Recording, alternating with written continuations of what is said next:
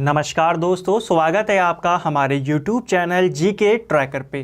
देखिए फ्रेंड्स, आज की इस वीडियो में हम कंप्यूटर के बारे में बात करेंगे और कंप्यूटर से जुड़े हुए जितने भी आपके महत्वपूर्ण टॉपिक हैं, चाहे वो आपके कंप्यूटर के जनरेशन को लेकर के हों, चाहे वो प्रोग्रामिंग भाषा को लेकर के हों, या input output device, hardware, software, important जो फुल फॉर्म्स होती है कंप्यूटर से बार बार पूछे जाने वाली, चाहे वो हो, सभी चीज़ों को आज की इस वीडियो में हम कवर करने वाले हैं।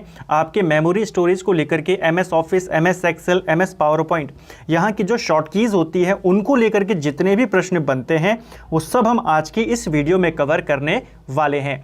तो चलिए फ्रेंड्स, वीडियो को शुरू करते हैं। प्रॉपर नोट्स मैंने यहाँ पे बनाए हैं क्वेश्चन के फॉर्म में, और उसी क्वेश्चन के साथ मैं आपको एक्सप्लेन करते हुए चलूँगा ताकि आपका जो पूरा कॉन्सेप्ट है वो क्लियर होता रहे। तो चलिए फ्रेंड्स, आज की इस वीडियो को शुरू करते हैं। सबसे पहला जो प्रश्न है वो आपका बेसिक क्वेश्चन है, हर बार पूछा जाता है, बहुत सारे एग्जामों में आया है। कंप्यूटर का जनक किसे माना जाता है? तो फादर ऑफ कंप्यूटर ये कहा जाता है चार्ल्स बेबेज को। ठीक है, तो ये आपको ध्यान रखना है। चार्ल्स बेबेज ने 1838 में एक एनालिटिकल इंजन नाम का एक डिवाइस बनाया था। ठीक है, और उसी के ऊपर बेस्ड होते हैं जितने भी आज के कंप्यूटर होते हैं। उनका जो तरीका है, जो बनाने की शुरुआत हुई, वो उसी को देखकर की जाती है। इसीलिए चार्ल्स बेबेज को फादर ऑफ कंप्यूटर कहा जाता है। दूसरा प्रश्न है, किसे विश्व का पहला प्रोग्रामर माना जाता है? तो विश्व का पहला प्रोग्रामर ये माना जाता है लेडी एडा लवलेस अगस्ता। ठीक है, इंग्लिश में भी आप देख सकते हैं, लेडी एडा लवलेस अगस्ता।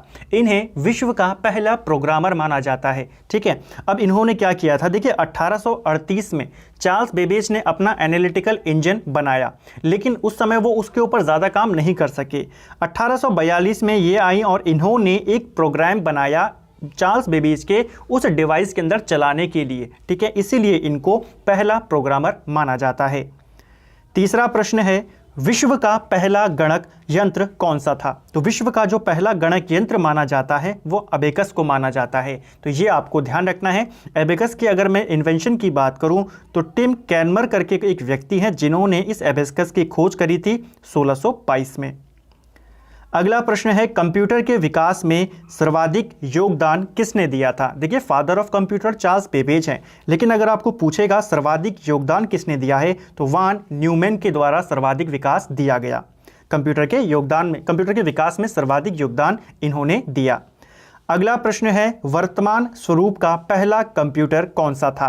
तो वर्तमान स्वरूप का जो पहला कंप्यूटर था वो था मार्क 1। ये आपको ध्यान रखना है। ठीक है, ये जो मार्क 1 है बेसिकली कैलकुलेटर था। 1937 से लेकर के 1944 के बीच में सेकेंड वर्ल्ड वॉर के दौरान इसका इन्वेंशन किया गया था। ठीक है, चलिए नेक्स्ट है, आधुनिक कंप्यूटर की खोज सर्वप्रथम कब की गई? तो आधुनिक कंप्यूटर की जो खोज मानी जाती है ये मानी जाती है 1946 में।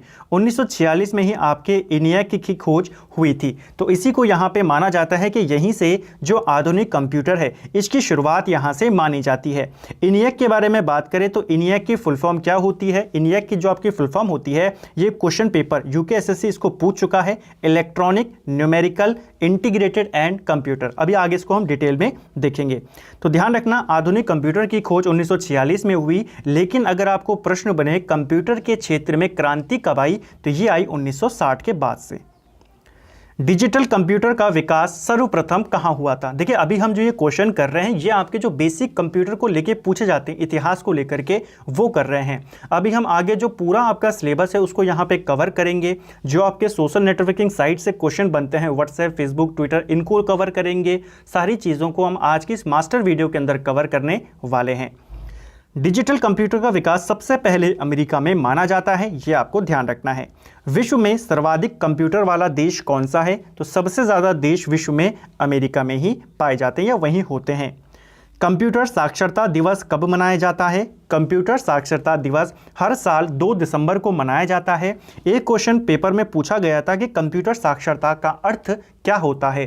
तो देखिए, कंप्यूटर साक्षरता का अर्थ होता है कि इस बात की जानकारी होना कि कंप्यूटर क्या कर सकता है और क्या नहीं कर सकता, इसी को कंप्यूटर साक्षरता कहा जाता है। ठीक है, विश्व का पहला पूर्ण इलेक्ट्रॉनिक कंप्यूटर कौन सा था? तो विश्व का पहला इलेक्ट्रॉनिक कंप्यूटर पूरी तरीके से ये था आपका ENIAC, ठीक है। 1946 के आसपास हुआ इसका इन्वेंशन, और इसका जो पूरा नाम है UKSSC में पूछा जा चुका है, एग्जामों के अंदर लगातार पूछा जाता है, electronic numerical integrated and computer, ये इसका पूरा नाम है, ठीक है। तो ये आपको ध्यान रखना है, इसको लेके प्रश्न बनता है।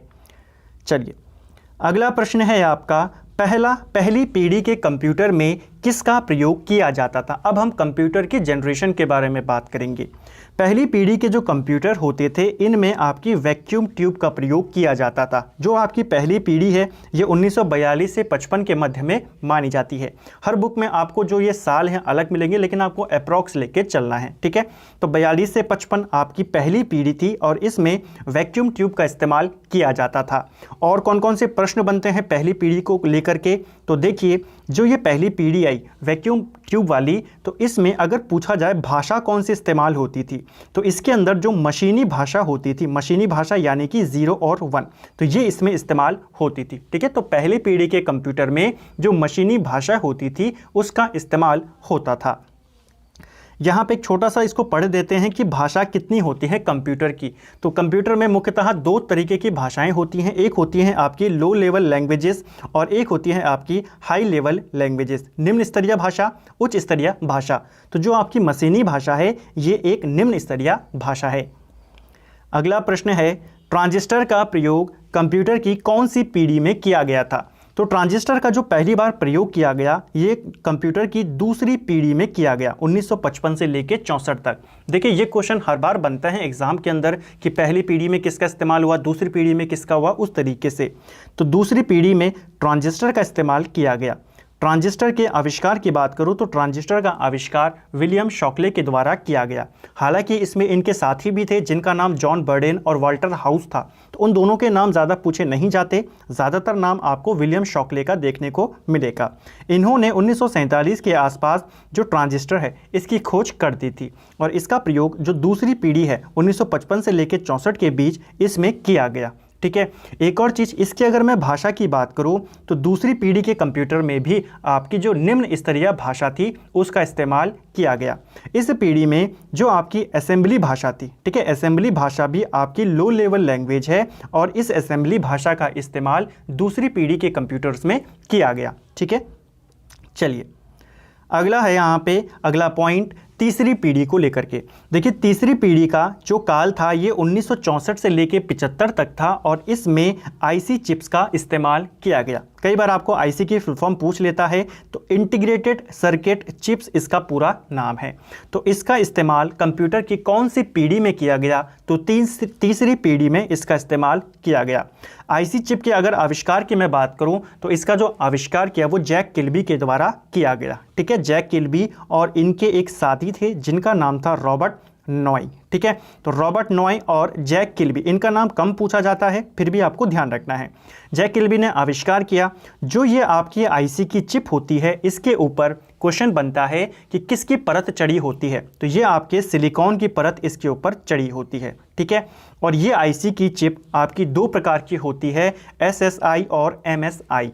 एसएसआई का फुल फॉर्म होता है स्मॉल स्केल इंटीग्रेशन चिप, ठीक है, और ये एमएसआई होता है मीडियम स्केल इंटीग्रेशन चिप। तो इस तकनीक का क्वेश्चन सीधा बनता है। कई बार आपको ये नहीं देगा कि आईसी चिप का इस्तेमाल कौन सी पीढ़ी में हुआ, आपको देगा एसएसआई का इस्तेमाल कौन सी पीढ़ी में हुआ, एमएसआई का कहाँ पर हुआ। तो इन दोनों का भी इस्तेमाल आपके तीसरी पीढ़ी में हुआ, ठीक है। चलिए चौथी पीढ़ी की बात करें तो चौथी पीढ़ी आपकी 1975 से लेके 1989 के बीच में रही और इस पीढ़ी में माइक्रो प्रोसेसर का इस्तेमाल किया गया। क्वेश्चन बनता है कि सर्वप्रथम माइक्रो प्रोसेसर का इस्तेमाल कंप्यूटर की कौन सी पीढ़ी में किया गया? तो चौथी पीढ़ी में किया गया। इसका अगर हम बात करें पहला माइक्रो प्रोसेसर कौन सा था, तो विश्व का पहला माइक्रो प्रोसेसर था इंटेल 4004।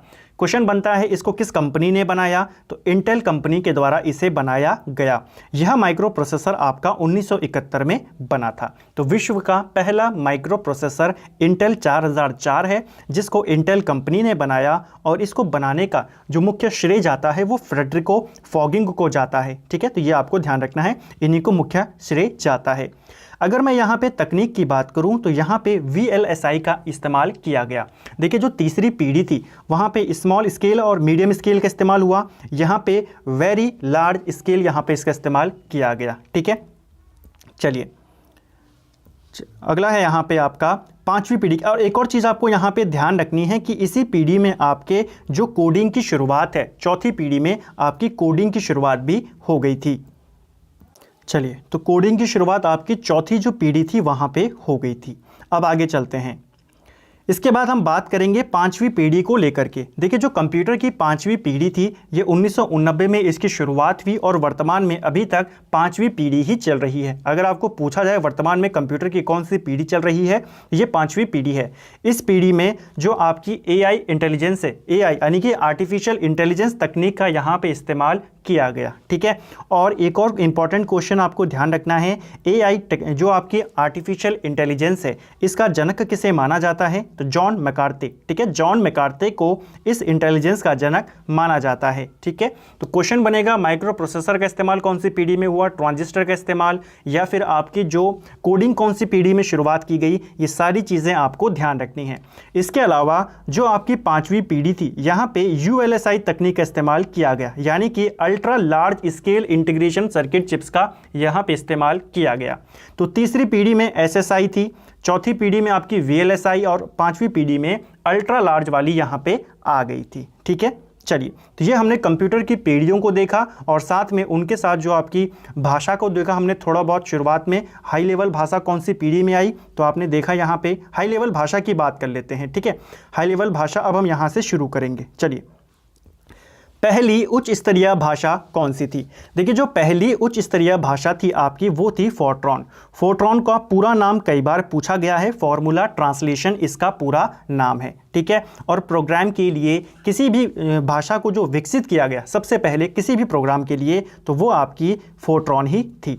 यानी कि प्रोग्राम के लिए विकसित की गई पहली भाषा कौन सी है, तो वो है फोर्ट्रॉन। इसका आविष्कार जॉन बेकस ने किया, 1957 में इसका आविष्कार किया गया। ठीक है, तो पहली कंप्यूटर की हाई लेवल लैंग्वेज कौन सी थी? फोर्ट्रॉन थी, 57 में आई, बेकस ने इसका आविष्कार किया।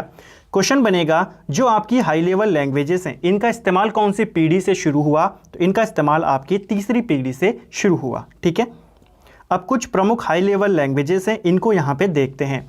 जैसे आपकी आती है एल्गोल, इनकी आपको फुल फॉर्म याद रखनी है जहाँ जहाँ पे इंपॉर्टेंट है, बाकी आपको केवल नाम याद रखने हैं। पूछ लेता है कि पैस्कल किस तरीके की भाषा है, तो ये आपकी हाई लेवल भाषा है। ठीक है, एल्गोल की बात करें तो पूरा नाम है एल्गोरिथम लैंग्वेज, ये भी आपकी हाई लेवल लैंग्वेज है और इसकी जो आविष्कार किया गया, इसको विकसित किया गया 1958 में। इसके अलावा अगर हम बात करें दूसरी जो है आपकी लिस्प, यानी कि लिस्ट प्रोसेसिंग इसका पूरा नाम है और इसके इन्वेंटर का नाम आपको याद रखना है क्योंकि इंपॉर्टेंट है। इसके जो इन्वेंटर हैं उनका नाम है जॉन मैकार्थी। अभी हमने ऊपर पढ़ा ना कि जिनको AI तकनीक का जनक माना जाता है उसी ने इस भाषा का भी आविष्कार किया। ठीक है, तो दोनों नाम आपको याद रखने हैं, दोनों उनकी खोजें याद रखनी है। इसके बाद आती है बेसिक। बेसिक की फुल फॉर्म होती है beginners all purpose symbolic instruction code. ठीक है, तो ये बेसिक की फुल फॉर्म है और बेसिक को कंप्यूटर भाषा की नींव माना जाता है। ठीक है, तो ये आपको ध्यान रखना है कि सबसे बेसिक भाषा कौन सी है, तो वो बेसिक ही है, उसका नाम ही बेसिक है। फुल फॉर्म आप इसकी याद रखिए। इसके अगर मैं आविष्कार की बात करूं या विकसित कब हुई, तो ये आपके 1964 में विकसित की गई। किसके द्वारा की गई, तो दो व्यक्ति थे, एक का नाम था जॉन कैमिनी। ठीक है, जॉन कैमिनी और कुर्ज, तो इन दोनों के द्वारा इसको विकसित किया गया।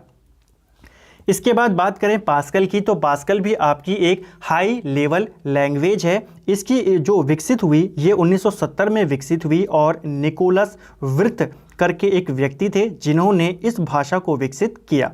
सी लैंग्वेज की बात करें तो सी लैंग्वेज को लेकर के बहुत सारे प्रश्न बनते हैं कि ये कब बनी, इसको किसने बनाया। तो सी लैंग्वेज आपकी 1972 में आई और डेनिस रिची का नाम आपने सुना है, डेनिस रिची, इनके द्वारा सी लैंग्वेज को विकसित किया गया। ठीक है, C++ की बात करें तो ये भी आपकी एक उच्च स्तरीय भाषा है। इसका आविष्कार आपके 1985 में किया गया और इसका आविष्कारक कौन थे, तो बाजारने स्ट्रॉस्टेप करके एक व्यक्ति हैं। ठीक है, बाजारने, ऐसा नाम उनका लिखा जाता है, बाजारने स्ट्रॉस्टेप। ठीक है, तो उन्होंने इसका आविष्कार किया। इसके अलावा जावा की भी बात कर लेते हैं। जावा ये भी आपकी एक उच्च स्तरीय भाषा है और जावा का जो आविष्कार किया ये जेम्स गोसलिंग के द्वारा किया गया। ठीक है, जावा का आविष्कार किसने किया? जेम्स गोसलिंग ने 1995 में किया।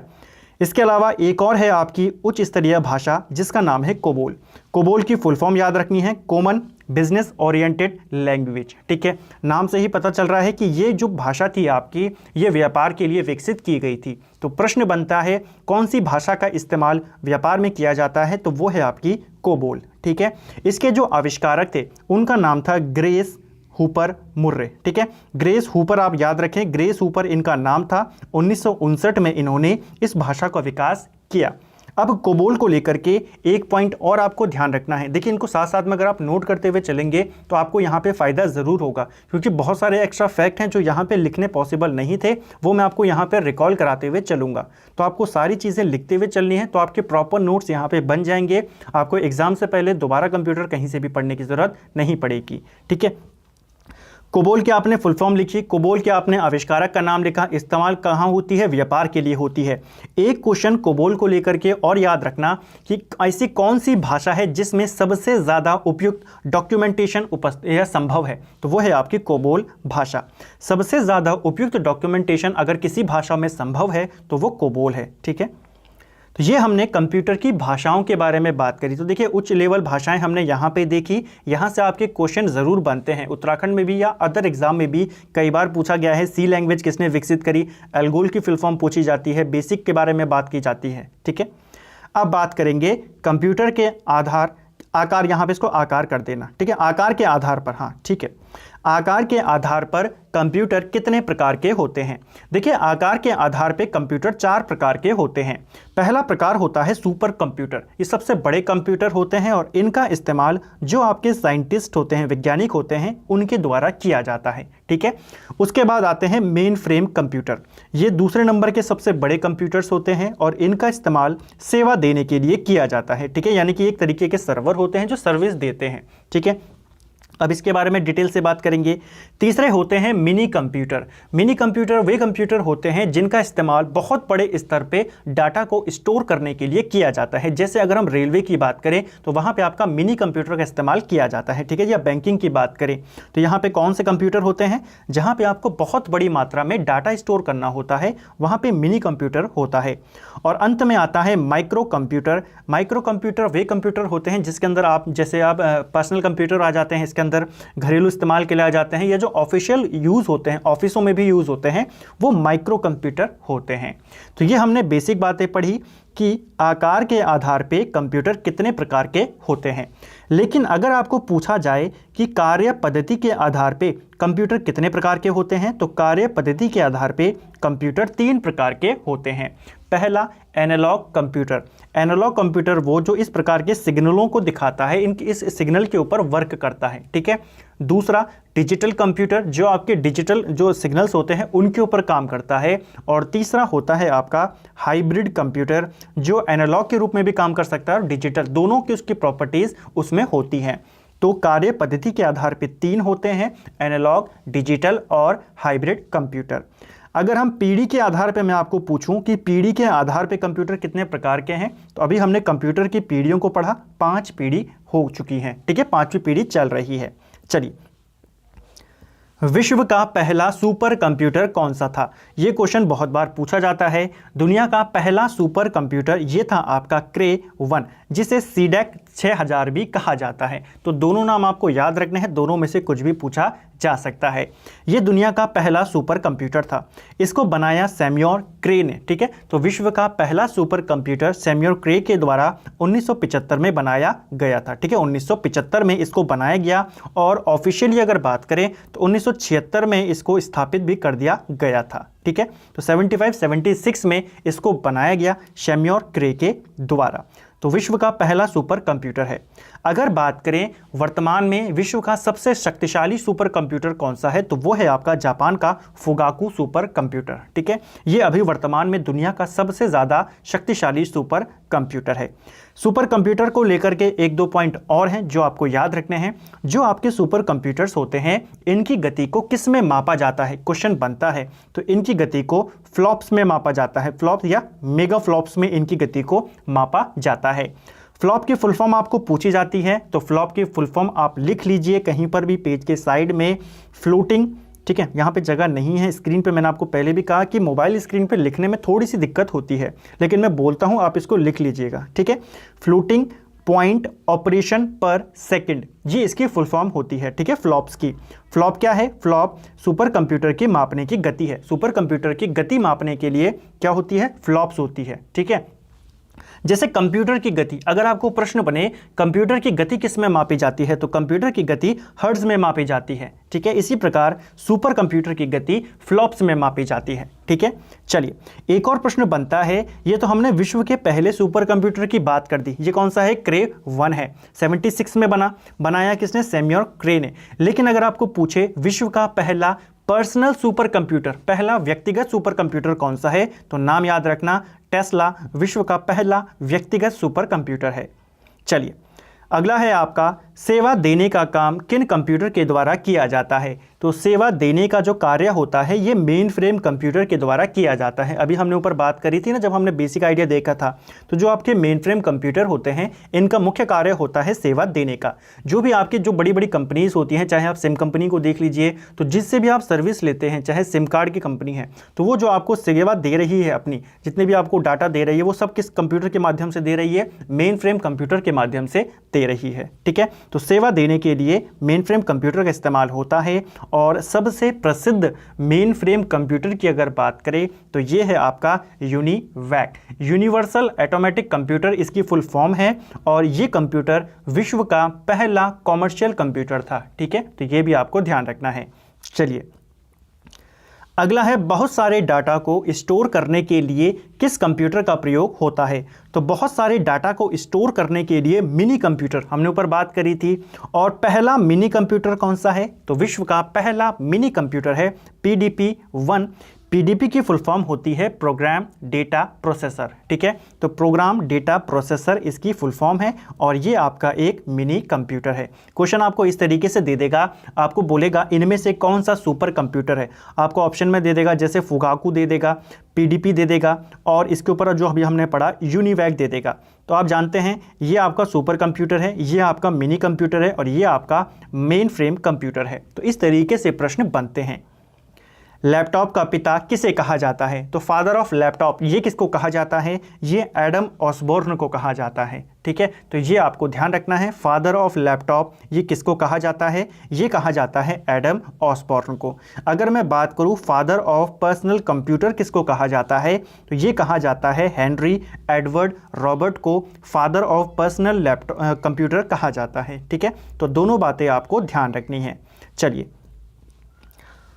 किस कंप्यूटर को ग्रैंडफादर ऑफ ऑल कंप्यूटर कहा जाता है तो कौन सा कंप्यूटर है जिसको सभी कंप्यूटरों का ग्रैंडफादर यानी कि दादा कहा जाता है तो सभी कंप्यूटरों का दादा ये कहा जाता है सुपर कंप्यूटर को। और अगर पिता की बात करें तो ये कहा जाता है मेन फ्रेम कंप्यूटर को। तो ये क्वेश्चन भी इंपॉर्टेंट है, इसको ध्यान रखना। सभी कंप्यूटरों का ग्रैंडफादर पूछेगा तो सुपर कंप्यूटर और सभी कंप्यूटरों का अगर फादर पूछेगा तो मेन फ्रेम कंप्यूटर, ठीक है। नेक्स्ट है आपका 19वां प्रश्न है, भारत में पहला कंप्यूटर कहाँ स्थापित किया गया तो भारत के अंदर जो पहला कंप्यूटर स्थापित किया गया ये कोलकाता में स्थापित किया गया था, ठीक है। कंप्यूटर का नाम था HEC। HEC की फुल फॉर्म होती है आपकी हरमन इक्विपमेंट कॉरपोरेशन, ठीक है। ये जो कंप्यूटर था ये भारत ने अमेरिका से लिया था और इसको कोलकाता में स्थापित किया गया था, ठीक है। भारत द्वारा निर्मित पहला कंप्यूटर कौन सा था तो भारत के द्वारा जो निर्मित किया गया पहला कंप्यूटर वो था आपका सिद्धार्थ, ठीक है। और इसको किसके द्वारा बनाया गया तो इलेक्ट्रॉनिक कॉरपोरेशन ऑफ इंडिया के द्वारा भारत का पहला कंप्यूटर जो था सिद्धार्थ ये बनाया गया था। तो ध्यान रखना पहला कंप्यूटर है सिद्धार्थ। अगला प्रश्न है 20वां प्रश्न और टोटल जो नंबर ऑफ प्रश्न मैंने यहाँ पे लिए हैं ये आपके 146 क्वेश्चन हैं। इनमें आपका सभी कुछ कंप्यूटर का वो कवर हो जाएगा और एंड में उसके बाद जो इंपॉर्टेंट फुल फॉर्म्स हैं उनको हम रिवाइज करेंगे, ठीक है। उनको भी मैंने साइड में लिखा है ताकि आखिर में हम उनको भी जल्दी से रिकॉल कर सकें। अगला है आपका, यहाँ पे क्वेश्चन पे आते हैं, भारत का पहला सुपर कंप्यूटर कौन सा था? तो भारत का पहला सुपर कंप्यूटर था परम 8000। देखिए कंफ्यूज मत होना, पहला कंप्यूटर पूछेगा तो सिद्धार्थ, और अगर पहला सुपर कंप्यूटर पूछेगा तो परम 8000, ये भारत का पहला सुपर कंप्यूटर था। इसको बनाया किसने? तो सुपर कंप्यूटर को भारत की जो सीडेक कंपनी है, पुणे में है ये, और सीडेक कंपनी के द्वारा इस कंप्यूटर को बनाया गया था। सीडेक की फुल फॉर्म आपको याद करनी है, क्या पता पूछ ले, centre for development advance computing. ठीक है, तो सेंटर है इसका मतलब, सेंटर फॉर, उसके बाद डेवलपमेंट एडवांस्ड कंप्यूटिंग। ठीक है, ये इसकी फुल फॉर्म है। इस कंपनी की स्थापना 1988 में की गई थी। ठीक है, सीडेक की स्थापना कब हुई? 1988 में, और 1991 में इसने अपना पहला सुपर कंप्यूटर बना लिया था। तो ध्यान रखना है, भारत का पहला सुपर कंप्यूटर परम 8000 है, बनाया कब गया? 1991 में। ठीक है, एक और चीज, इस कंप्यूटर को बनाने का जो मुख्य श्रेय जाता है वो जाता है विजय पांडुरंग भाटकर को। तो इस क्वेश्चन को ध्यान रखना, बहुत बार पूछा गया है कि भारत के सुपर कंप्यूटर का जनक किसे कहा जाता है? तो विजय पांडुरंग भाटकर को कहा जाता है। ठीक है, चलिए नेक्स्ट क्वेश्चन है आपका, नेशनल एरोनॉटिक्स लेबोरेटरी द्वारा बनाया सुपर कंप्यूटर कौन सा है? तो देखिए जब परम 8000 बन गया भारत का पहला, उसके बाद जो आपकी NAL थी, इसने अपना एक सुपर कंप्यूटर बनाया, फ्लो सॉल्वर। ठीक है, इसी प्रकार जो बार्क है, भाभा एटॉमिक रिसर्च सेंटर, इसने भी एक अपने सुपर कंप्यूटर बनाए, अनुपम और टेराफ्लॉप। इसके अलावा IIT मुंबई ने भी अपना एक सुपर कंप्यूटर बनाया जिसका नाम रखा मार्क। ठीक है, तो अब यहां से क्वेश्चन किस तरीके से बनेगा? आपको पूछेगा कि भाभा एटॉमिक रिसर्च सेंटर के द्वारा बनाया गया सुपर कंप्यूटर कौन सा है? आपको मार्क दे देगा, फ्लो सॉल्वर दे देगा, परम 8000 दे देगा, इस तरीके से। ठीक है, तो ध्यान रखना ये कुछ इंपॉर्टेंट है। NAL ने फ्लो सॉल्वर बनाया, बार्क ने अनुपम और टेराफ्लॉप बनाया, और IIT ने जो मुंबई है उसने बनाया मार्क। ठीक है, चलिए अगला है, कंप्यूटर को कार्य करने के लिए दिए गए आदेशों का क्या कहा जाता है? ठीक है, तो कंप्यूटर को कार्य करने के लिए जो आदेश दिए जाते हैं उनको क्या कहा जाता है? तो उन आदेशों को इंस्ट्रक्शन, अनुदेश कहा जाता है। ठीक है, तो हम कोई भी जब कमांड देते हैं कंप्यूटर को कोई भी वर्क करने के लिए, तो उन कमांड को इंस्ट्रक्शन कहा जाता है। अनुदेशों के समूह को क्या कहा जाता है? तो इंस्ट्रक्शन, ग्रुप ऑफ इंस्ट्रक्शन, ये आपका प्रोग्राम कहलाता है। ठीक है, और अगर प्रोग्रामों के समूह की बात करें तो उसे सॉफ्टवेयर कहा जाता है। इसको इस तरीके से समझिए कि आपका क्या होती है, इंस्ट्रक्शन होती है, जब हम इस इंस्ट्रक्शन का ग्रुप बना दें तो ये आपका प्रोग्राम बन जाएगा, और जब हम प्रोग्रामों का भी ग्रुप बना दें तो आपका सॉफ्टवेयर बन जाएगा। तो ध्यान रखना, क्वेश्चन बन सकता है, आपको इसको समझना है अच्छे से। ठीक है, अगला प्रश्न है, IBM कंपनी की स्थापना कब हुई थी? देखिए कंप्यूटर के क्षेत्र में सबसे बड़ी कंपनी मानी जाती है IBM। IBM की फुल फॉर्म होती है इंटरनेशनल बिजनेस मशीन। ठीक है, और इसकी स्थापना 1911 में की गई, ये आपको ध्यान रखना है। इस कंपनी के संस्थापक कौन थे? तो दो व्यक्तियों के नाम आपको याद रखना है। एक व्यक्ति हैं आपके चार्ल्स फ्लिंट। ठीक है, चार्ल्स फ्लिंट, और इसके अलावा हरमन हॉलीवृथ। ठीक है, हॉलीवृथ, इसका नाम आपको याद रखना है। तो ये दो व्यक्ति थे, इस कंपनी के संस्थापक थे। बेसिकली दो व्यक्ति नहीं थे, और भी व्यक्ति थे। उस समय काफ़ी सारी कंपनियां थी, अमेरिका के अंदर 3-4 कंपनियां थी जो कंप्यूटर के क्षेत्र में काम कर रही थी। उन सारी कंपनियों का एक कंपनी बना दी गई 1911 में, और उस कंपनी का नाम शुरुआत में IBM नहीं रखा गया था। ठीक है, उस कंपनी का नाम रखा गया CTR। फुल फॉर्म क्या होगी CTR की? तो कंप्यूटिंग टैबुलेटिंग रिकॉर्डिंग कंपनी। ठीक है, ये इसका नाम रखा गया था सभी कंपनियों को मिलाकर, लेकिन जो IBM नाम इसको दिया गया ये 1924 में दिया गया। तो ये पॉइंट आप याद रख सकते हो कि इस कंपनी का नाम IBM कब रखा गया। स्थापना पूछेगा 1911 ही आपको बतानी है। चलिए अगला प्रश्न है, कंप्यूटर मेमोरी की सबसे, यहाँ पे क्वेश्चन है, हाँ एक क्वेश्चन आपका छूट गया।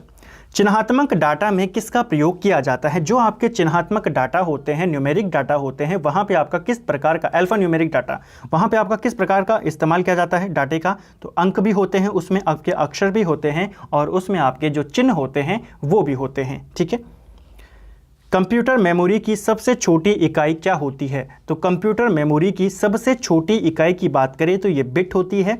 बिट जो है छोटा रूप है बाइनरी डिजिट का, तो ये आपको ध्यान रखना है, ठीक है। अगर आपको पूछेगा बिट की फुल फॉर्म बताओ, तो बिट की फुल फॉर्म होती है बाइनरी डिजिट, ठीक है। कौन कौन होते हैं? तो 0 और 1 ये आपके बाइनरी डिजिट कहलाते हैं, ठीक है। 0 और 1 बाइनरी नंबर।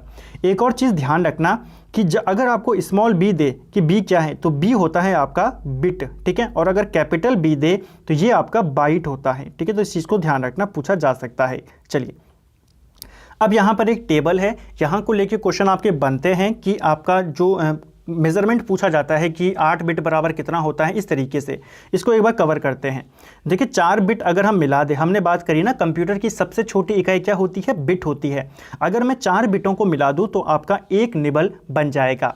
8 बिटों को मिला दूं तो आपका 1 बाइट बन जाएगा, ठीक है। तो 8 बिट को मिलाकर आपका 1 बाइट बनता है। और जो आपका कैरेक्टर होता है, कंप्यूटर में आप कुछ भी लिखिए, चाहे आप ए लिखो चाहे आप बी लिखो, कुछ भी लिखिए, वो आपका 8 बिट का होता है, ठीक है। 8 बिट का होता है, यानी कि अगर आपने ए लिखा तो वो इस तरीके से आपके 8 जो जगह है वहाँ पे 8 स्पेस को उस तरीके से घेर लेगा, ठीक है। तो ये आपको ध्यान रखना है कि एक कैरेक्टर कितने बिट का होता है? 8 बिट का होता है। कितने बाइट का होता है? 1 बाइट का होता है।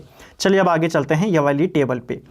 1024 बाइट की बात करें तो केबी बनता है, केबी के बाद आपका एमबी बनता है, एमबी से आपकी जीबी बनती है, जीबी से टीबी, टीबी से पीबी, पीबी से ईबी। अब इनकी फुल फॉर्म क्या होती है? तो देखिए, केबी यानी कि kilobyte, megabyte, gigabyte, terabyte, petabyte, exabyte इसको बोला जाता है, जेटाबाइट, ठीक है। एक्साबाइट, इसको एक्साबाइट बोला जाता है।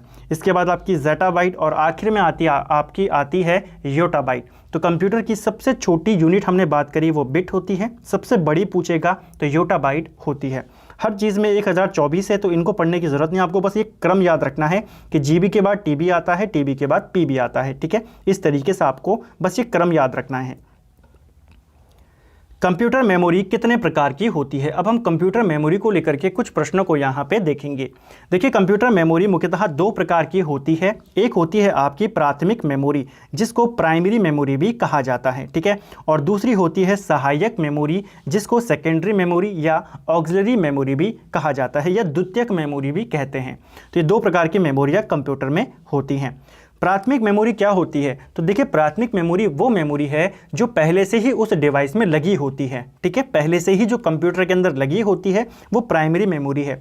जो आप बाहर से लगाते हैं वो आपकी सेकेंडरी मेमोरी है। जैसे आपके मैग्नेटिक डिस्क हो गए, सीडी हो गई, डीवीडी हो गई, ये सब आपके जो सेकेंडरी मेमोरी के अंतर्गत आते हैं।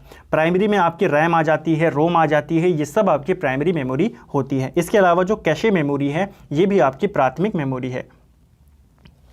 रैम का पूर्ण रूप क्या होता है? रैम का जो पूर्ण रूप होता है ये रैंडम एक्सेस मेमोरी होता है, और ये क्वेश्चन पूछा गया है, ठीक है।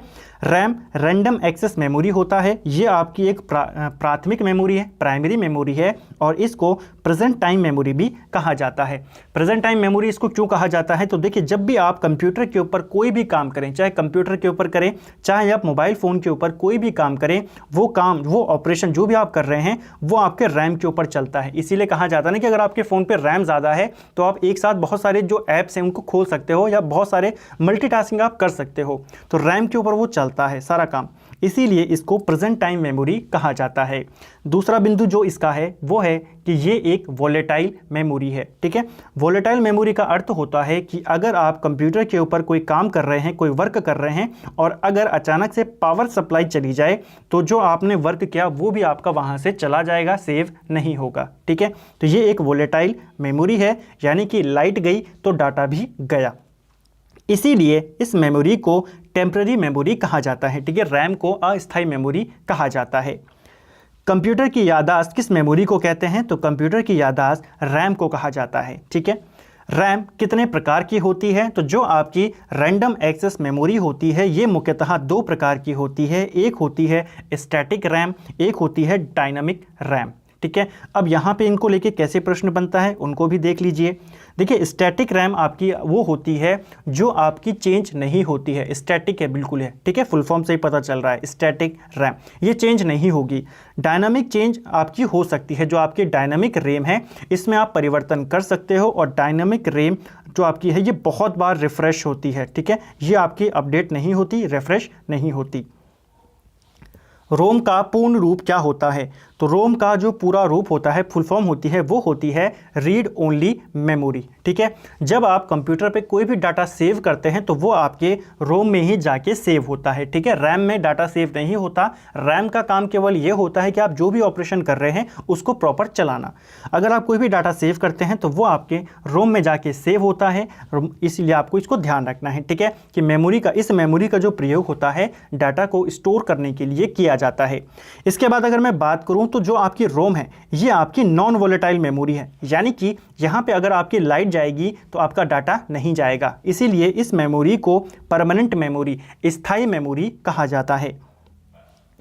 रोम के कितने प्रकार होते हैं? तो रोम के जिस प्रकार हमने रैम के प्रकार पढ़े उसी प्रकार रोम के 3 प्रकार होते हैं। एक होता है पी रोम, फुल फॉर्म होती है प्रोग्रामेबल रोम, दूसरी है ईपी रोम, इरेजेबल पी रोम, और तीसरी होती है ईईपी रोम जिसका फुल फॉर्म है इलेक्ट्रिकल ईपी रोम, ठीक है। यहाँ पे पीछे जो आपका फुल फॉर्म दिया है यहाँ पे आपको रोम रीड ओनली मेमोरी लगा देना है, यहाँ पे आपको पी रोम यानी कि प्रोग्रामेबल रीड ओनली मेमोरी लगा देना है, इस तरीके से। अब इनमें अंतर क्या होता है? देखिए जो आपकी प्रोग्रामेबल रीड ओनली मेमोरी होती है इसमें से आप डाटा को मिटा नहीं सकते, इसमें जो सेव हो गया वो सेव हो गया, किसमें? पी रोम में। अगर बात करें ईपी रोम की तो यहाँ पे आप डाटा को इरेज कर सकते हो, लेकिन इरेज किसकी सहायता से करोगे? यूवी रेज की सहायता से आप डाटा को इरेज कर सकते हैं, ठीक है, इसमें बहुत टाइम लगता है इरेज करने में। तीसरी जो आपकी ये है इलेक्ट्रिकली इरेजेबल रोम, तो इसके अंदर आप जो बिजली होती है पावर सप्लाई की मदद से आसानी से आप इसमें से डाटा को रिमूव कर सकते हो, ठीक है। तो आजकल जो यूज़ होती है मोबाइल्स के अंदर, चाहे वो आपका मेमोरी कार्ड हो या आपकी जो पेन ड्राइव होती है, उन सब में आपकी कौन सी होती है? EEP रोम होती है, ठीक है। चलिए, रैम की गति बढ़ाने का कार्य कौन सी मेमोरी करती है? तो ऐसी मेमोरी जो आपकी रैम की गति को बढ़ाने का काम करती है वो है आपकी कैशे मेमोरी, ठीक है, ये आपको ध्यान रखना है। डीवीडी का पूर्ण रूप क्या होता है? डीवीडी का फुल फॉर्म होता है डिजिटल वर्सेटाइल डिस्क। देखिए डिजिटल वर्सेटाइल डिस्क है, कहीं पर इसे डिजिटल वीडियो डिस्क भी लिखा जाता है। अगर आपको एग्जाम में दोनों देखने को मिले तो आपको वर्सेटाइल देना है, उसको पहले रेफरेंस देना है, दोनों सही हैं, इसे डिजिटल वर्सेटाइल डिस्क भी कहते हैं और वीडियो डिस्क भी कहते हैं, लेकिन आपको पहले रेफरेंस वर्सेटाइल को देना है, अगर नहीं दिखे तो फिर आपको वीडियो पे देना है। सीडी की बात करें तो सीडी का जो फुल फॉर्म होता है वो कॉम्पैक्ट डिस्क होता है, और ये दोनों की दोनों आपकी सहायक मेमोरी होती हैं। एक कंप्यूटर को अन्य कंप्यूटर से कनेक्ट करने के लिए आवश्यक है, तो एक कंप्यूटर को दूसरे कंप्यूटर से जोड़ने के लिए आवश्यक होता है आपका एक कार्ड, जिसको कहते हैं नेटवर्क इंटरफेस कार्ड, NIC, ठीक है। फुल फॉर्म क्या है? Network interface card.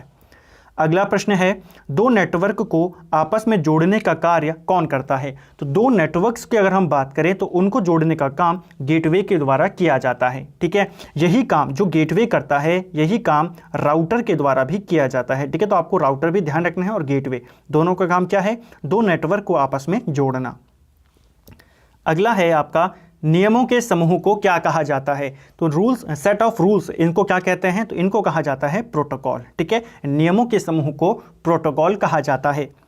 कंप्यूटर का दिमाग किसे कहते हैं? तो कंप्यूटर का दिमाग कहा जाता है CPU को, और CPU की फुल फॉर्म होती है सेंट्रल प्रोसेसिंग यूनिट, ठीक है। फुल फॉर्म भी पूछी जाती है, और कंप्यूटर का मस्तिष्क किसको कहते हैं ये भी पूछा जाता है।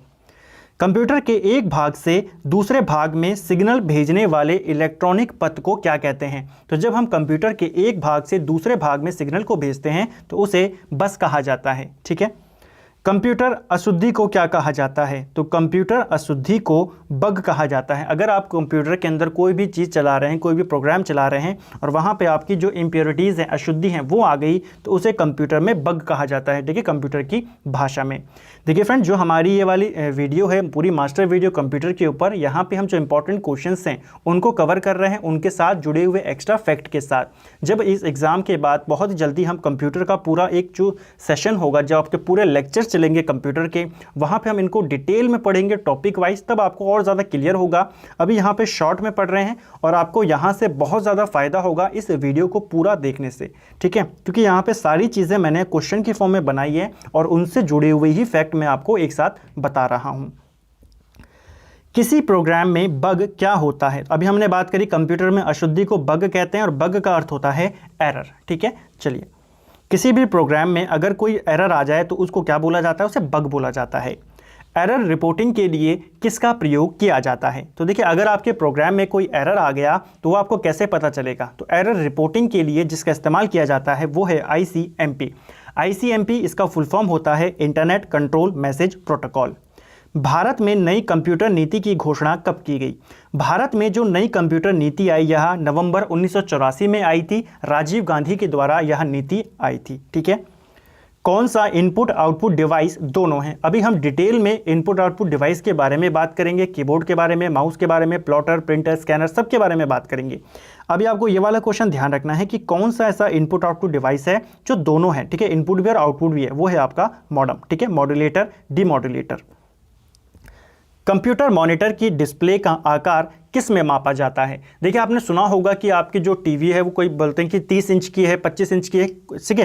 तो ये किस तरीके से मापा जाता है? जो डिस्प्ले होती है कंप्यूटर की या किसी भी टीवी की, उस डिस्प्ले को डायगोनली मापा जाता है, ठीक है, यानी कि यहाँ से यहाँ तक कितनी आपकी डिस्टेंस है, कितनी आपकी इसकी लेंथ है, वो मापी जाती है, ठीक है। वहीं से पता चलता है कि ये 25 इंच का है या 55 इंच का है, ठीक है। तो डायगोनली मापी जाती है। अगला है आपका, पोस्ट का पूरा नाम क्या होता है? तो पोस्ट का फुल फॉर्म होता है पावर ऑन सेल्फ टेस्ट। तो ये आपको ध्यान रखना है, कंप्यूटर के संदर्भ में पोस्ट का पूरा नाम क्या होता है? Power on self test. Internet पर प्रयुक्त कंप्यूटर लैंग्वेज कौन सी है? अभी हमने ऊपर कंप्यूटर की भाषाओं के बारे में बात करी, तो कंप्यूटर इंटरनेट के ऊपर जो भाषा सबसे ज़्यादा इस्तेमाल की जाती है वो है आपकी जावा, ठीक है। कंप्यूटर वायरस क्या होता है? तो कंप्यूटर वायरस आपका एक प्रकार का सॉफ्टवेयर प्रोग्राम होता है, ठीक है। कंप्यूटर जो वायरस है वो भी एक सॉफ्टवेयर प्रोग्राम है, वो भी किसी ने बनाया है, लेकिन उसका मकसद क्या है? आपके सिस्टम को नुकसान पहुंचाना, ठीक है। ई कॉमर्स का तात्पर्य क्या है? तो ई कॉमर्स का अर्थ होता है इंटरनेट पर व्यापार करना। GPRS का पूरा रूप क्या होता है? तो GPRS की फुल फॉर्म बहुत बार पूछी जाती है, जनरल पैकेट रेडियो सर्विस, ये GPRS की फुल फॉर्म होती है, ठीक है, जनरल पैकेट रेडियो सर्विस। अगला प्रश्न है, कंप्यूटर किस भाषा का शब्द है? तो जो आपका कंप्यूटर है ये एक लैटिन भाषा का शब्द है, ठीक है। लोगरिथम का आविष्कार किसने किया था? तो जो आपकी जो लॉग टेबल होती है, लॉग टेबल का आविष्कार जॉन नेपियर के द्वारा 1614 में किया गया था, ठीक है। तो ये आपको ध्यान रखना है, लोगरिथम का आविष्कार किसने किया? जॉन नेपियर ने। माइक्रो प्रोसेसर का प्रयोग किस पीढ़ी के कंप्यूटर में किया गया था? तो देखिए, ये आपका प्रीवियस ईयर का क्वेश्चन है, मैंने यहाँ पे प्रीवियस ईयर के क्वेश्चन भी डाले हैं और सीक्वेंस वाइज आपके सिलेबस के आधार पे क्वेश्चनों को बनाया भी है। तो ये प्रीवियस ईयर का क्वेश्चन है कि माइक्रोसॉफ्ट कौन सी पीढ़ी में इस्तेमाल होता था। अभी हमने पूरी पीढ़ियों की बात करी, उनके साथ इस्तेमाल होने डिवाइसेस की बात करी, भाषाओं की बात करी, आप आसानी से बता देंगे माइक्रो प्रोसेसर चौथी पीढ़ी के जो कंप्यूटर थे उनमें इसका इस्तेमाल होता था, ठीक है। पहली पीढ़ी में वैक्यूम ट्यूब होती थी, दूसरी पीढ़ी में आपके ट्रांजिस्टर होते थे और उसके बाद जो आपकी तीसरी पीढ़ी आई उसमें IC चिप्स का इस्तेमाल होने लगा था। चौथी पीढ़ी में माइक्रो प्रोसेसर आ गए थे। कमेंट करके बताएं पहले माइक्रो प्रोसेसर का नाम। काफ़ी टाइम हो गया है, हमने जो ऊपर क्वेश्चन को पढ़ा था, आप देखते हैं कितने उसको ध्यान से आपने पढ़ा, ठीक है। तो कंप्यूटर कमेंट करके जल्दी से बताएं पहले माइक्रो प्रोसेसर का नाम। प्रिंटर की आउटपुट क्वालिटी को किस में मापा जाता है? तो देखिए, प्रिंटर एक आउटपुट डिवाइस होता है, इसको भी हम डिटेल में भी पढ़ेंगे। और जो प्रिंटर की क्वालिटी को मापा जाता है, यानी कि उसकी स्पीड को मापा जाता है, ये डॉट पर स्क्वायर इंच में मापा जाता है, ठीक है, DPI में इसको मापा जाता है। सी लैंग्वेज का आविष्कार किसने किया था? प्रीवियस ईयर क्वेश्चन है, इस तरीके से बनते हैं। ऊपर मैंने आपको पूरा सिस्टमैटिक तरीके से बताया, सीधा ऐसे पूछेगा सी लैंग्वेज का आविष्कार किसने किया? डेनिस रिची ने किया था, ठीक है। सी लैंग्वेज किस प्रकार की भाषा है? तो ये एक उच्च स्तरीय भाषा है। ईथरनेट किसका उदाहरण है? बहुत इंपॉर्टेंट क्वेश्चन है ईथरनेट, ठीक है। ईथरनेट जो होता है ये आपके लैन का उदाहरण होता है। लैन की फुल फॉर्म आपने पढ़ी है, लैन होता है आपका लोकल एरिया नेटवर्क और ईथरनेट इसी का उदाहरण होता है, ठीक है। डेबिट कार्ड में कितने नंबर होते हैं? तो डेबिट कार्ड में आपके 16 डिजिट होते हैं। तो ये आपको ध्यान रखना है, ये भी आपका प्रीवियस ईयर का क्वेश्चन है, जो आपके जो पिछले साल के जो एग्जाम होते हैं उनमें पूछे गए थे। ठीक है, हाल ही के एग्जाम के पूछे गए प्रश्न हैं। भीम ऐप का पूर्ण रूप क्या है? तो भीम ऐप का नाम आपने कई बार सुना होगा, इसका पूरा नाम होता है भारत इंटरफेस फॉर मनी। ठीक है, तो ये इसका पूरा नाम है।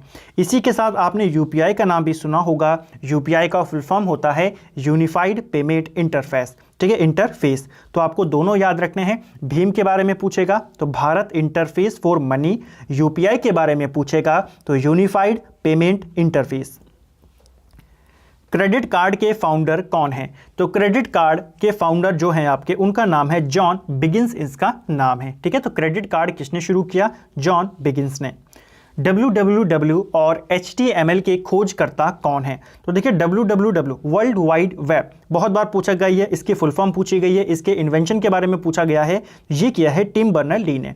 टिम बर्नर्स-ली ने www आपका 1989 और 90 में इसका आविष्कार किया था। ठीक है, जनरली 89 में इसको उन्होंने खोज किया था और 90 में इसका ऑफिशियली उन्होंने कर दिया था। ठीक है, ये तो हमें पता है www के बारे में। HTML की अगर मैं बात करूं तो हाइपर टेक्स्ट मार्कअप लैंग्वेज, ये इसकी फुल फॉर्म होती है। इसका इस्तेमाल वेब पेज को डिज़ाइन करने में किया जाता है और इसको भी विकसित करने का जो श्रेय जाता है वो टिम बर्नर्स-ली को जाता है। पेटीएम के संस्थापक कौन हैं? तो जो पेटीएम के संस्थापक हैं इनका नाम भी पूछा गया है, विजय शेखर शर्मा, ये पेटीएम के संस्थापक हैं। उमंग ऐप का इस्तेमाल किस में होता है?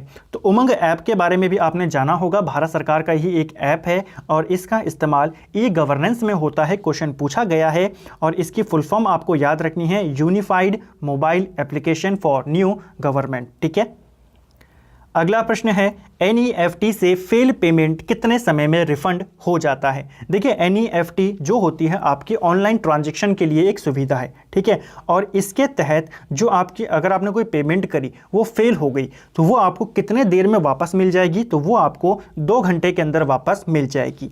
NEFT की फुल फॉर्म की बात करें तो NEFT का फुल फॉर्म होता है नेशनल इलेक्ट्रॉनिक फंड ट्रांसफ़र। ठीक है, तो NEFT फुल फॉर्म क्या है? National electronic fund transfer. NEFT के साथ एक और होता है RTGS। RTGS की फुल फॉर्म क्या होती है? RTGS की फुल फॉर्म होती है रियल टाइम ग्रॉस सेटलमेंट। ठीक है, रियल टाइम ग्रॉस सेटलमेंट इसकी फुल फॉर्म होती है। दोनों का इस्तेमाल ऑनलाइन पेमेंट, ऑनलाइन ट्रांजेक्शन के लिए किया जाता है।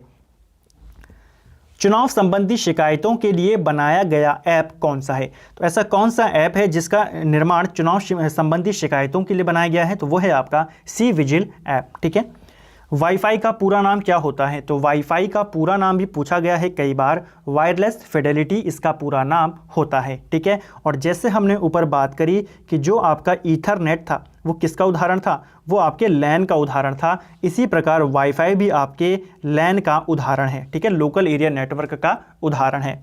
वाईफाई से ही मिलता जुलता एक आपने देखा है हॉटस्पॉट। हॉटस्पॉट किस नेटवर्क का उदाहरण है? तो ये आपके पैन का उदाहरण है, पर्सनल एरिया नेटवर्क का। ठीक है, IMPS का पूर्ण रूप क्या होता है? IMPS ये भी आपकी जो ऑनलाइन पेमेंट सर्विस होती है उसके लिए इस्तेमाल किया जाता है और इसका पूरा नाम होता है इमीडिएट पेमेंट सर्विस। ठीक है, तो इन तीनों का नाम आपको याद रखना है, RTGS, NEFT और IMPS। ठीक है, अलीबाबा के फाउंडर कौन हैं? तो अलीबाबा के फाउंडर पिछले साल काफ़ी ज़्यादा चर्चा में रहे और इनका नाम है जैक मा। ठीक है, फेसबुक चलाने की न्यूनतम आयु सीमा कितनी होती है? तो देखिए फेसबुक के ऊपर अकाउंट बनाने के लिए जब आप जाते हैं तो वहाँ पे जब आप आयु को सिलेक्ट करते हैं तो जो न्यूनतम आयु वहाँ पे होती है वो 13 वर्ष की होती है। ठीक है, तो ये आपको ध्यान रखना है कि फेसबुक चलाने की जो न्यूनतम आयु सीमा है वो 13 वर्ष है। ये क्वेश्चन पेपर में पूछा गया है। FTP का पूर्ण रूप क्या होता है? FTP का पूरा नाम होता है फाइल ट्रांसफ़र प्रोटोकॉल। ठीक है, तो इसको ध्यान रखना। इंटरनेट का जनक किसे माना जाता है? बहुत बार ये क्वेश्चन पूछा गया है। इंटरनेट का जनक विंट सर्फ को माना जाता है। ठीक है, विंट सर्फ को इंटरनेट का जनक माना जाता है। क्वेश्चन बहुत बार पूछा गया है। भारत का पहला कंप्यूटरकृत डाकघर कहाँ है? तो भारत का पहला कंप्यूटरकृत डाकघर नई दिल्ली में स्थित है। भारत का पहला प्रदूषण रहित कंप्यूटरकृत पेट्रोल पंप कहाँ है? तो ये आपके मुंबई में है। भारत की सिलिकॉन वैली कहाँ है? तो भारत की सिलिकॉन वैली बेंगलुरु को कहा जाता है। ठीक है, तो सिलिकॉन वैली ऑफ इंडिया किसको कहते हैं? बेंगलुरु को। भारत की पहली पार्टी कौन सी थी जिसने इंटरनेट पर अपनी वेबसाइट बनाई? सही आंसर होगा बीजेपी। भारतीय जनता पार्टी पहली पार्टी थी जिसने इंटरनेट के ऊपर अपनी वेबसाइट बनाई थी। चुंबकीय डिस्क पर किसकी परत चढ़ी होती है? तो देखिए, जो चुंबकीय डिस्क होती है, मैग्नेटिक डिस्क होती है, इसके ऊपर आयरन ऑक्साइड की परत चढ़ी होती है। जिस प्रकार आईसी चिप के ऊपर सिलिकॉन की परत होती है, तो इसका भी आपको ध्यान रखना है। इंटरनेट पर उपलब्ध होने वाली पहली भारतीय समाचार कौन सा था? तो देखिए, इंटरनेट के ऊपर उपलब्ध होने वाला पहला भारतीय समाचार पत्र था द हिंदू, और अगर पहली भारतीय पत्रिका पूछेगा तो वो थी इंडिया टुडे। तो दोनों याद रखने हैं, पत्र पूछेगा द हिंदू, पत्रिका पूछेगा इंडिया टुडे। विश्वविद्यालयों को एक साथ जोड़ने की प्रणाली क्या है? तो ऐसी कौन सा नेटवर्क था जिसके माध्यम से विश्वविद्यालयों को एक साथ जोड़ा जा रहा है? वो है आपकी यूज नेट। पर्सनल कंप्यूटर पर सर्वप्रथम पुस्तक किसने लिखी थी? तो पर्सनल कंप्यूटर के ऊपर सबसे पहले पुस्तक लिखने वाले व्यक्ति थे टेड नेल्सन। ठीक है, कंप्यूटर पर लिखी पहली किताब जिसे पुलित्जर पुरस्कार मिला? सही आंसर होगा soul of new machine. Soul of new machine पहली किताब है जिसको पुलित्जर पुरस्कार मिला, और ये किताब आपके कंप्यूटर के ऊपर लिखी गई है। ठीक है, और इस किताब के जो लेखक हैं उनका नाम है टेसी किटर। अगला है, कंप्यूटर की प्रथम पत्रिका कौन सी थी? तो कंप्यूटर की जो पहली पत्रिका है वो है कंप्यूटर एंड ऑटोमेशन। वैज्ञानिकों के अनुसार कौन सी भाषा कंप्यूटरकृत करने के लिए सबसे आसान है? तो सही आंसर है संस्कृत भाषा। अगला प्रश्न है, हिंदी कमांड स्वीकार करने वाला कंप्यूटर कौन सा है? तो ऐसा कौन सा कंप्यूटर है जो हिंदी कमांड को स्वीकार करता है? सही आंसर है भाषा प्रदेश। उच्च स्तरीय भाषा को निम्न स्तरीय भाषा में अनुवाद कौन करता है? तो देखिए, जो आपकी हाई लेवल लैंग्वेजेस होती हैं उनको निम्न स्तरीय भाषा में कन्वर्ट करता है कंपाइलर। देखिए, हमने शुरुआत में बात करी थी कि आपकी जो कंप्यूटर की भाषा होती है वो दो होती हैं, एक होती है लो लेवल लैंग्वेज, एक होती है हाई लेवल लैंग्वेज। आजकल जितनी भी आपकी भाषाएं चल रही हैं तीसरी पीढ़ी के बाद से, वो सभी आपकी हाई लेवल लैंग्वेजेस हैं, लेकिन कंप्यूटर आज भी लो लेवल लैंग्वेज को ही पढ़ पाता है, वो हाई लेवल लैंग्वेज को नहीं समझता। ठीक है, कंप्यूटर सिर्फ एक भाषा को समझता है, वो है आपकी मशीनी भाषा, यानी कि 0 और 1 की भाषा को। तो हाई लेवल लैंग्वेजेस को उस मशीनी भाषा में कन्वर्ट करने का काम करता है कंपाइलर। ठीक है, तो ये आपको ध्यान रखना है, कंपाइलर करता है। इसके अलावा एक और डिवाइस होता है इंटरप्रेटर। तो कंपाइलर, इंटरप्रेटर, इन दोनों को भाषा अनुवादक कहा जाता है। ये दोनों आपके जो हाई लेवल भाषाएं होती हैं, उच्च स्तरीय भाषा होती है कंप्यूटर की, उनको मशीनी भाषा में कन्वर्ट करता है। एक और होता है असेंबलर। असेंबलर क्या करता है? तो असेंबलर आपकी जो लो लेवल लैंग्वेज है, असेंबली भाषा, वो भी लो लैंग्वेज ही है, निम्न स्तरीय है, उसको मशीन में कन्वर्ट करता है। ठीक है, चलिए अगला है आपका, कंप्यूटर पर परमाणु परीक्षणों को क्या कहा जाता है? तो कंप्यूटर के ऊपर जो परमाणु परीक्षण किए जाते हैं उन्हें सब क्रिटिकल परीक्षण कहा जाता है। किसी कंप्यूटर में चलते हुए प्रोग्राम का अचानक खराब हो जाना या समाप्त हो जाना क्या कहलाता है? तो कोई कंप्यूटर के ऊपर आप प्रोग्राम चला रहे हैं, अचानक वो क्रैश हो जाता है, अचानक वो खराब हो जाता है, तो उसी को क्रैश कहा जाता है। ठीक है, किसी भी वेबसाइट का मेन पेज क्या कहलाता है? तो कोई भी वेबसाइट जब आप खोलते हैं तो उसका जो मेन पेज होता है उसे ही उसका होम पेज कहते हैं। ये क्वेश्चन भी पूछा गया है। आईसी चिपों का निर्माण होता है, तो आईसी जो चिप्स होती हैं, इंटीग्रेटेड सर्किट चिप, इनके निर्माण में सेमीकंडक्टर का प्रयोग होता है। ठीक है, सिलिकॉन की ये बनी होती हैं। माइक्रोसॉफ्ट के संस्थापक कौन थे? माइक्रोसॉफ्ट के संस्थापक थे बिल गेट्स और पॉल एलन। ठीक है, इन्होंने 1975 में माइक्रोसॉफ्ट की स्थापना करी थी। एक क्वेश्चन आपके लिए आपने कमेंट करके बताना है, जो पीसीबी होती है, पीसीबी की फुल फॉर्म क्या होती है, पूछी जाती है। ठीक है, आईसी से ही संबंधित है, इसकी फुल फॉर्म बताइए। सूचना राजपथ किसे कहा जाता है? सूचना राजपथ ये कहा जाता है इंटरनेट को। देश का पहला कंप्यूटर साक्षर जिला कौन सा था? तो देश का पहला कंप्यूटर साक्षर जिला है आपका मलापुरम। डाटा का उपयोगिता के आधार पर किया जाने वाला विश्लेषण क्या कहलाता है? तो डाटा का उपयोगिता के आधार पर जब विश्लेषण किया जाता है वो आपकी डाटा प्रोसेसिंग कहलाती है। ठीक है, अगर आपने कोई डाटा लिया, उसके ऊपर आपने वर्क किया और उसको एक तरीके से, इस तरीके से उसको तैयार करा कि उसका इस्तेमाल किया जा सके, उसके ऊपर आपने वर्क करा, वही वर्क आपका डाटा प्रोसेसिंग कहलाता है। ठीक है, इंटरनेट का पूर्ण रूप क्या होता है? तो इंटरनेट की फुल फॉर्म अगर आपको पूछी जाए तो इसकी फुल फॉर्म होती है इंटरनेशनल नेटवर्क। ठीक है, तो ये आपको ध्यान रखना है, इंटरनेशनल नेटवर्क इसकी फुल फॉर्म होती है। कंप्यूटर के डाटा को क्षतिग्रस्त करने के लिए बनाया गया प्रोग्राम क्या कहलाता है? तो कंप्यूटर के डाटा को क्षतिग्रस्त करने के लिए, किसी भी कंप्यूटर को या मोबाइल को नुकसान पहुंचाने के लिए जो बनाया गया प्रोग्राम होता है उसे वायरस कहा जाता है। ठीक है, तो ये आपको ध्यान रखना है। वायरस आपके फ़ोन में एंटर कर जाते हैं और उसके बाद अपने आप को वहाँ पे वो स्थापित कर लेता है और आपके ऐप्स को नुकसान पहुँचाना और आपके जो डाटा होता है उसको नुकसान पहुँचाना शुरू कर देता है। वायरस का पूरा नाम क्या होता है? तो देखिए, वायरस का जो पूरा नाम होता है ये होता है vital information is resource under seize. तो ये वायरस का पूरा नाम है, ये आपको याद रखना है। ठीक है, vital information is resource under seize, ये इसका पूरा नाम है। वायरस बेसिकली होता क्या है? देखिए, कंप्यूटर के अंदर आपके मालवेयर पाए जाते हैं। ठीक है, कंप्यूटर के अंदर आपके मालवेयर पाए जाते हैं, इन्हीं को बोला जाता है जो आपके प्रोग्राम को नुकसान पहुंचाने के लिए डिज़ाइन किए जाते हैं। इसी के अंदर आपके बहुत अलग अलग प्रकार के मालवेयर होते हैं, उसी में से एक प्रकार होता है वायरस। इसके अलावा और कौन कौन से होते हैं? तो इसका एक होता है वॉर्म।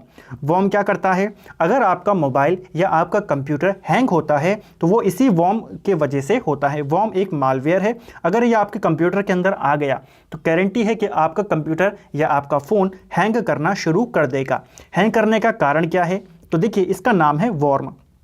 ये क्या करता है? ये बहुत तेज़ी से अपनी प्रतिलिपि बनाता है, यानी कि एक फाइल होगी, ये एक होगा, उसके बाद ये दो होंगे, दो के बाद ये चार हो जाएंगे। बहुत तेज़ी से ये अपनी प्रतिलिपि बनाता है जिससे ये रैम को घेरना शुरू कर देता है और उसके बाद आपका जो डिवाइस है वो हैंग करना शुरू कर देगा। ठीक है, तो अगर हैंग हो रहा है तो कारण क्या है? वॉर्म है। ठीक है, इसके अलावा एक और होता है जो आपके सिलेबस में आपको दिया गया है जिसका नाम है ट्रोजन हॉर्स। ठीक है, ट्रोजन हॉर्स, तो इसके बारे में भी आपको जानना है। ये आपका एक प्रकार का फेक सॉफ्टवेयर होता है, यानी कि ये आपके कंप्यूटर में आपको दिखेगा कि आपने इसको डाउनलोड किया, लेकिन जैसे ही आप इसको डाउनलोड करेंगे आप अपने मेमोरी में जाएंगे कि कहाँ पर ये सेव हुआ है, ये आपको नहीं मिलेगा। ये आपके कंप्यूटर के अंदर, आपके डिवाइस के अंदर ये अब छिप गया, अब उसके बाद ये अपना काम करना शुरू करेगा। ठीक है, तो ट्रोजन हॉर्स ये आपको इसको क्या कहलाते हैं? इसको फेक सॉफ्टवेयर कहते हैं। और वॉर्म को क्या कहते हैं? तो वॉर्म अपनी प्रतिलिपि, कॉपियाँ बहुत तेज़ी से बनाता है। ये दो प्रकार के आपके मालवेयर थे, इनके बारे में आपको जानना था। ठीक है, क्योंकि वायरस को भी लेकर आपके प्रश्न बन सकते हैं। एक और चीज़, अब हमने इतनी सारी बातें तो जान ली, एक क्वेश्चन अब फिर से वायरस पे आते हैं। वायरस के बारे में अगर हम बात करें कि वायरस को परिभाषित किसने किया था, ठीक है, तो वायरस को परिभाषित करने का जो श्रेय जाता है वो एक व्यक्ति है जिनका नाम है आपका फ्रेड कोहेन। ठीक है, फ्रेड कोहेन के द्वारा वायरस को परिभाषित किया गया। वायरस का जो नामकरण दिया गया, वायरस के ऊपर जो रिसर्च की गई उसी व्यक्ति के द्वारा की गई, फ्रेड कोहेन के द्वारा की गई। ठीक है, तो इनका नाम आपको याद रखना है। क्वेश्चन बनता है एक और, विश्व का पहला वायरस जो नेटवर्क के ऊपर फैला था। ठीक है, कंप्यूटर के ऊपर नहीं, नेटवर्क के ऊपर। तो विश्व का पहला वायरस जो नेटवर्क के ऊपर फैला उसका नाम था क्रीपर। ठीक है, तो ये आपको ध्यान रखना है। कंप्यूटर के ऊपर फैलने वाला पहला वायरस कौन सा था? तो वो था आपका अल्क क्लोनर। ठीक है, कंप्यूटर के ऊपर फैलने वाला पहला वायरस था आपका अल्क क्लोनर। और अगर भारत की बात करें तो भारत में जो पहला वायरस आया था वो था ब्रेन वायरस। ठीक है, ट्रेंड माइक्रो क्या है? तो ट्रेंड माइक्रो आपका एक प्रकार का एंटीवायरस सॉफ्टवेयर है। ठीक है, तो ये आपको ध्यान रखना है, वायरस से बचाने के लिए एंटीवायरस सॉफ्टवेयर का इस्तेमाल होता है और ट्रेंड माइक्रो आपका एक एंटीवायरस सॉफ्टवेयर है। इसके अलावा आपने देखा होगा क्विक हील, ये भी आपका एंटीवायरस है। इसके अलावा अल्ताविस्टा, ये भी आपका एक एंटीवायरस है। ठीक है, कंप्यूटर में पहले से मौजूद सॉफ्टवेयर प्रोग्राम जो एंटीवायरस की तरह काम करता है वो कौन है? तो कंप्यूटर में पहले से मौजूद होता है और एंटीवायरस की तरह कार्य करता है आपका फायरवॉल। ठीक है, फायरवॉल भी क्या है? एक एंटीवायरस है। कंप्यूटर की गति को किस में मापा जाता है? तो ऊपर हमने बात करी थी जब हमने सुपर कंप्यूटर के बारे में पढ़ा था कि उसकी गति को फ्लॉप्स में मापा जाता है। इसी प्रकार कंप्यूटर की गति को हर्ट्ज में मापा जाता है। ठीक है, अगर आपको हर्ट्ज ऑप्शन में ना दिखे तो CPS, क्लॉक पर सेकंड में भी इसको मापा जाता है। IMEI कितने डिजिट का होता है? तो जो आपके फ़ोन के अंदर IMEI होती है इसमें कितने डिजिट्स होते हैं पूछे जा सकते हैं, प्रीवियस ईयर क्वेश्चन है। तो इसमें आपके 15 डिजिट होते हैं। IMEI की फुल फॉर्म की बात करें तो इंटरनेशनल मोबाइल इक्विपमेंट आइडेंटिटी, ये इसकी फुल फॉर्म है। ठीक है, तो IMEI की फुल फॉर्म भी आपको याद रखनी है और कितने डिजिट का होता है ये भी याद रखना है। सेव्ड मैसेज किस फोल्डर में होते हैं। तो जब आप कोई भी कंप्यूटर पे या मोबाइल के अंदर, आप मान लीजिए मोबाइल में आप कोई मैसेज टाइप करते हैं और आपने उसको सेंड नहीं किया, उसको आपने क्या कर दिया, बैक कर दिया, वो मैसेज आपका कहाँ सेव हो जाएगा, वो आपके ड्राफ्ट में चला जाएगा। ठीक है, तो जो सेव्ड मैसेज होते हैं वो ड्राफ्ट में होते हैं। जो आपके रिसीविंग मैसेजेस होते हैं, रिसीविंग मैसेजेस आपके इनबॉक्स में होते हैं। ठीक है, और जो आपके डिलीटेड मैसेज होते हैं, जो आप डिलीट कर देते हो, वो ट्रैश में होते हैं। ठीक है, तो ये सारी बातें आपको ध्यान रखनी है। सेव्ड मैसेज ड्राफ्ट में, इनबॉक्स में आपके रिसीव्ड मैसेज होते हैं, और एक फोल्डर आपने देखा होगा ट्रैश, तो यहाँ पर आपके जो डिलीटेड मैसेज होते हैं वो होते हैं। विश्व का पहला वेब ब्राउज़र कौन सा था। अब हम वेब ब्राउज़र और जो आपके सर्च इंजन हैं इनको लेके प्रश्न करेंगे। इसके बाद जो आपकी सोशल नेटवर्किंग साइट है उनको लेकर के प्रश्न करेंगे, क्योंकि यहाँ से आपके क्वेश्चन बनते हैं। देखिए, विश्व का जो पहला वेब ब्राउज़र है वो है आपका www। इसकी खोज किसने करी थी, टिम बर्नर-ली ने इसकी खोज करी थी, मैंने आपको पहले बताया। और इसकी फुल फॉर्म बहुत बार पूछी गई है, तो वर्ल्ड वाइड वेब इसकी फुल फॉर्म होती है। ठीक है, देखिए जो आपका यूज़र होता है, जो कोई भी इंटरनेट को इस्तेमाल कर रहा है, वो यूज़र होता है। यूज़र को इंटरनेट से जोड़ने के लिए एक सॉफ्टवेयर प्रोग्राम का इस्तेमाल किया जाता है, वही होता है आपका ब्राउज़र। ठीक है, और कौन कौन से आपके मुख्य ब्राउज़र हैं। पहला ब्राउज़र तो हमने देख लिया, www विश्व का पहला वेब ब्राउज़र है। ठीक है, अब प्रमुख को देख लेते हैं। इंटरनेट एक्सप्लोरर, ये भी आपका एक वेब ब्राउज़र है। आपको एग्जाम में ऐसे ही प्रश्न मिलता है, पूछ देगा इनमें से कौन सा ब्राउज़र है। ठीक है, तो इंटरनेट एक्सप्लोरर एक ब्राउज़र है। गूगल क्रोम, ये भी ब्राउज़र है। देखिए, गूगल क्रोम ब्राउज़र है, जो गूगल है वो सर्च इंजन है। ठीक है, इसके अलावा मोजिला फायरफॉक्स, ये भी एक ब्राउज़र है। लाइनक्स की बात करें तो ये भी ब्राउज़र है। लेकिन लाइनक्स को लेके इस चीज़ को ध्यान में रखना कि ये वाली स्पेलिंग अगर ऐसे दे तो ये आपका ब्राउज़र है, लेकिन अगर LINUX दे दे तो ये आपका ऑपरेटिंग सिस्टम होता है। ठीक है, तो स्पेलिंग में ध्यान देना। इसके अलावा ओपेरा, ये भी आपका ब्राउज़र है। बेडू ब्राउज़र है, और मोज़ाइक ये भी आपका ब्राउज़र है। ठीक है, तो ये सभी आपके मुख्य ब्राउज़र हैं जो आपको याद रखने हैं। एक और चीज़ आपको ध्यान रखनी है, देखिए जो www था, जब ये आया उसके बाद ये जितने भी आपके ब्राउज़र आए, ये सभी के सभी आपके, इनका कोई भी चित्र नहीं होता था अपना। ठीक है, यानी कि एक तरीके से चित्र सिंगल वैसे होते थे, ये बिना चित्र के होते थे। ठीक है, प्लेन होते थे। पहला ग्राफिकल चित्र वाला वेब ब्राउज़र कौन सा है, तो वो है आपका मोज़ाइक। ठीक है, ये 1990 में आया था, एंडरसन के द्वारा इसको विकसित किया गया था। तो ये आपको ध्यान रखना है। पूछेगा अगर पहला वेब ब्राउज़र तो आप www को बताएं, लेकिन अगर पूछेगा पहला ग्राफिकल चित्र वाला वेब ब्राउज़र कौन सा था, तो वो मोज़ाइक था। पहला सर्च इंजन कौन सा है। अब हम सर्च इंजनों की बात करते हैं। देखिए, सर्च इंजन क्या होता है, इंटरनेट पर सभी सूचनाओं को यूज़र के अनुसार फिल्टर करके प्रोवाइड करवाना। यानी कि अगर आपने इंटरनेट के ऊपर कुछ भी सर्च करा, मान लीजिए मैंने वहाँ पे सर्च करा IPL के बारे में, मैंने सर्च करा, तो वो मुझे IPL के बारे में सारी चीज़ें फिल्टर करके केवल IPL के बारे में मेरे को ढूंढ के देगा। तो उन चीज़ों को फिल्टर करके यूज़र तक लेके आना, वो काम होता है सर्च इंजन का। आप जानते हैं इंटरनेट पर बहुत सारी चीज़ें पड़ी हैं, लेकिन वो IPL से जुड़ी हुई सारी चीज़ें मेरे लिए ढूंढ कर लेकर आएगा। तो ये काम कौन करता है, ये आपका सर्च इंजन करता है। पहला सर्च इंजन कौन सा था, तो पहला सर्च इंजन विश्व का वो था आर्ची। ठीक है, आर्की इसको कहा जाता है, ये विश्व का पहला सर्च इंजन था। अगर प्रमुख सर्च इंजनों की बात करें तो कौन कौन से हैं, तो देखिए बिंग हो गया, गूगल हो गया, सफारी, ओपेरा मिनी, बेडू, डक गो, हॉटबॉट, अल्ताविस्ता और याहू, ये सब आपके सर्च इंजन हैं। तो क्वेश्चन बनते हैं इनमें से कौन सा सर्च इंजन है, कौन सा आपका ऑपरेटिंग सिस्टम है, कौन सा आपका वेब ब्राउज़र है। ठीक है, तो ध्यान रखना।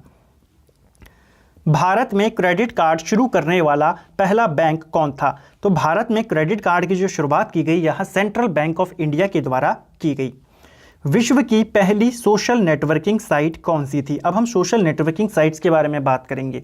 तो देखिए, वर्ल्ड की पहली सोशल नेटवर्किंग साइट का नाम था 6 डिग्री, जो कि 1996 में बनी थी। ठीक है, इसके फाउंडर कौन थे, तो एंड्रयू विंड्रैक इसके फाउंडर थे। ठीक है, तो ये आपको ध्यान रखना है। दुनिया की पहली जो सोशल नेटवर्किंग साइट है उसका नाम 6 डिग्री था, 1996 में ये बनी, और इसके जो फाउंडर थे एंड्रयू विंड्रैक थे। ठीक है, अब प्रमुख सोशल नेटवर्किंग साइट्स के बारे में जानते हैं।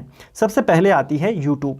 यूट्यूब की बात करें तो यूट्यूब को जो बनाया गया, इसके फाउंडिंग यानी कि इसकी बोल सकते हैं इसका इन्वेंशन कब किया गया यूट्यूब की, ठीक है, यूट्यूब की शुरुआत कब हुई, तो यूट्यूब की शुरुआत आपके 2005 में की गई। इसके जो फाउंडर थे, आपको फाउंडर के नाम याद रखने हैं, जावेद करीम, स्टीव चेर और हार्ले, ये तीन ने मिलकर यूट्यूब को बनाया था और इसके फाउंडर थे। इनमें जो मोस्ट इंपॉर्टेंट है, जावेद करीम का नाम आपको याद रखना है, ठीक है।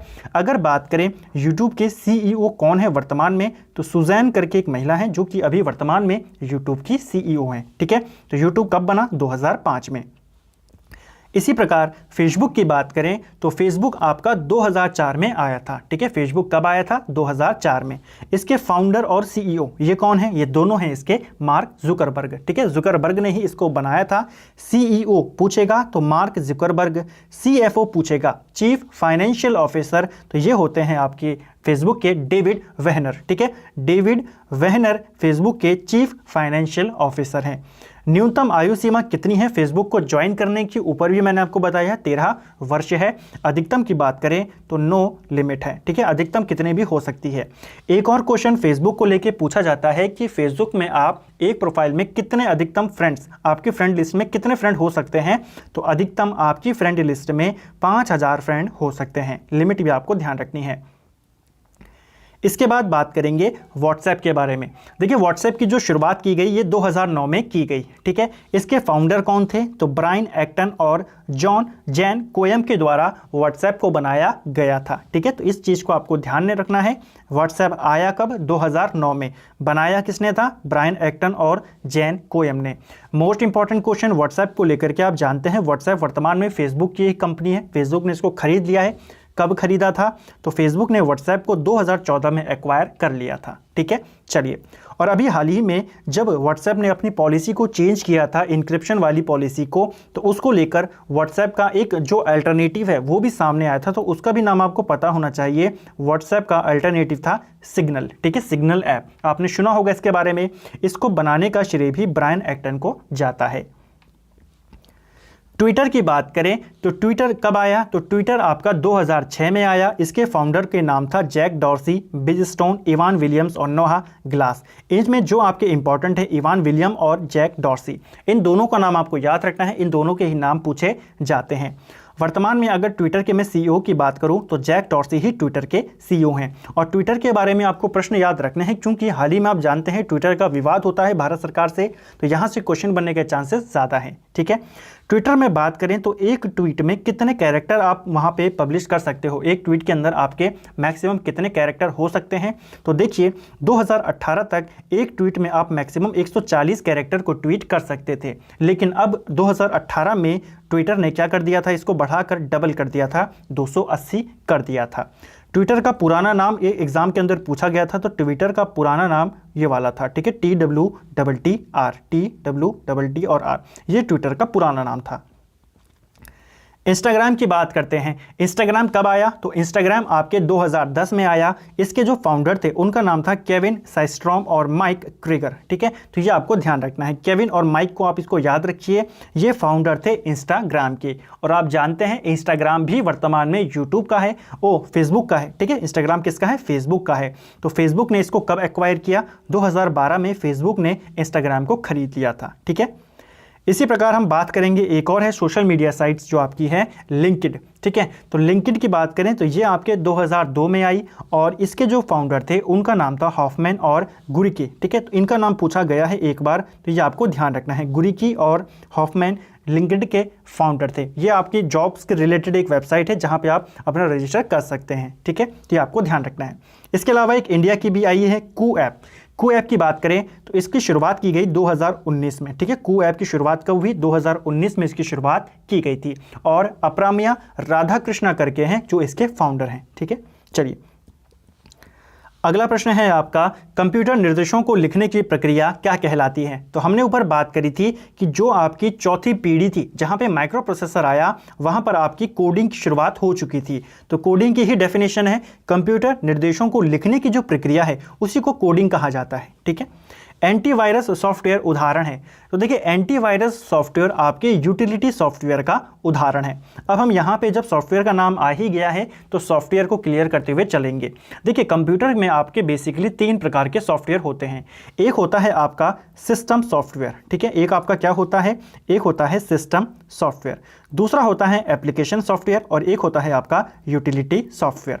सिस्टम सॉफ्टवेयर वो सॉफ्टवेयर होता है जिसकी मदद से आपका कंप्यूटर नहीं चल सकता, चाहे वो आपका ऑपरेटिंग सिस्टम हो, सारी चीज़ें हो, जो आपके सिस्टम को चलाने के लिए आवश्यक है वो है सिस्टम सॉफ्टवेयर।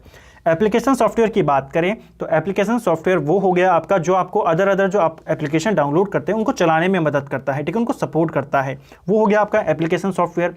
और यूटिलिटी सॉफ्टवेयर की बात करें तो utility software basically system software का ही एक पार्ट होता है जिसका काम सिर्फ इतना होता है कि आपके कंप्यूटर को जो उसकी फंक्शनिंग है वो उसकी फंक्शनिंग को प्रॉपर स्मूथ बनाए रखे, उसमें ज़्यादा चेंजेस ना होने दे, यानी कि कंप्यूटर की तबीयत को ठीक रखना किसका काम है, यूटिलिटी सॉफ्टवेयर का काम है। और यही काम कौन करता है, एंटीवायरस करता है। तो एंटीवायरस सॉफ्टवेयर क्या है, एक यूटिलिटी सॉफ्टवेयर है।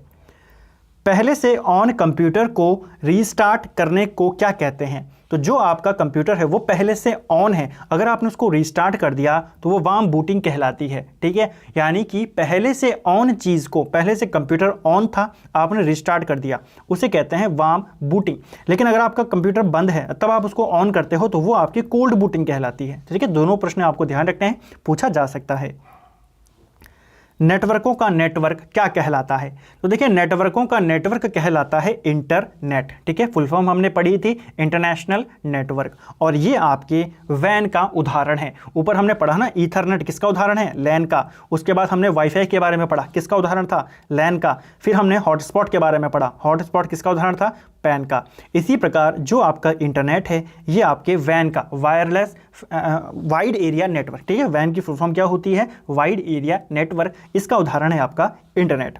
फादर ऑफ इंटरनेट किसे कहा जाता है, तो इंटरनेट का जो पिता कहा जाता है ये विंट सर्फ को कहा जाता है। ऊपर भी हुआ था, आया था वहाँ पे क्वेश्चन, यहाँ पे हमने इसको दोबारा से रिपीट किया। एक और चीज़ आपको फादर ऑफ इंटरनेट के लेके याद रखनी है, इंटरनेट से जुड़ी हुई, देखिए विंट सर्फ को फादर ऑफ इंटरनेट कहा जाता है। इनके साथ इनके एक साथी भी थे जिनका नाम था रॉबर्ट कोहेन, ठीक है, तो रॉबर्ट कोहेन इनके एक साथी थे जो इनकी मदद करी जिसने इंटरनेट की खोज में, ठीक है। तो 2 व्यक्तियों का नाम आपको याद रखना है, वैसे इन्हीं का नाम ज़्यादातर पूछा जाता है। लेकिन अगर आपको पूछे कि इंटरनेट का विचार सबसे पहले किसका था, तो एक व्यक्ति का नाम आपको याद रखना है, लिक लाइडर व्यक्ति, ठीक है, लिक लाइडर उसका नाम था, इंटरनेट का विचार सबसे पहले उसी का था। भारत में इंटरनेट की शुरुआत कब हुई थी, तो भारत के अंदर इंटरनेट की शुरुआत आपके 15 अगस्त 1995 में हुई थी, और किसके द्वारा की गई थी, तो ये आपके VSNL जो विदेश संचार निगम लिमिटेड है उसके द्वारा भारत में इंटरनेट की शुरुआत की गई। ईमेल के जनक माने जाते हैं, तो देखिए ईमेल का जनक ये माना जाता है रे टॉमलिंसन को, ठीक है, तो ये आपको ध्यान रखना है कि ईमेल का जनक किसको माना जाता है, रे टॉमलिंसन को, ठीक है, हमने पहले भी पढ़ा था, टॉमलिंसन आपको ध्यान रखना है, ईमेल का जनक इनको माना जाता है।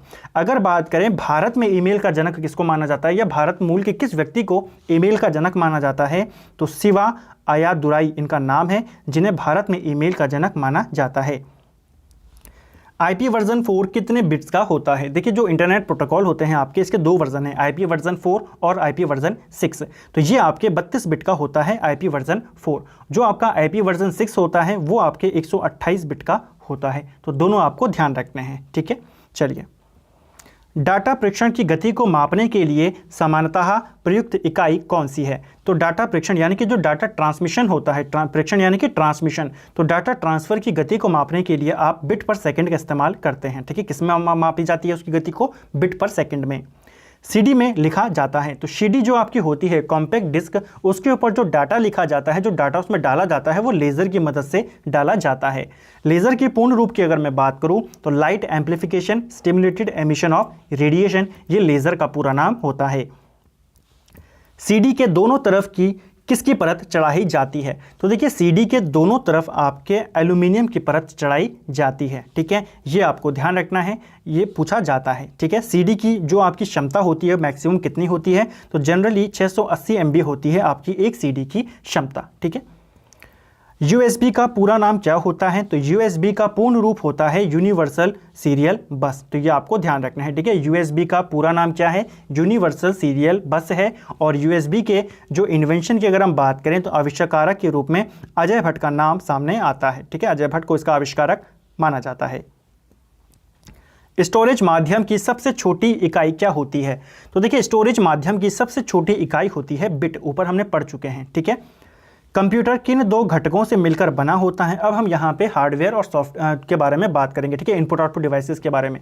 सॉफ्टवेयर हमने ऊपर देख लिया, मैंने आपको सॉफ्टवेयर के बारे में बताया, एंड्रॉइड के बारे में बताया, ठीक है। और ऑपरेटिंग सिस्टम के बारे में बताया। एंड्रॉइड के बारे में हम अभी देखेंगे, ठीक है। चलिए, हार्डवेयर एंड सॉफ्टवेयर के बारे में देखेंगे।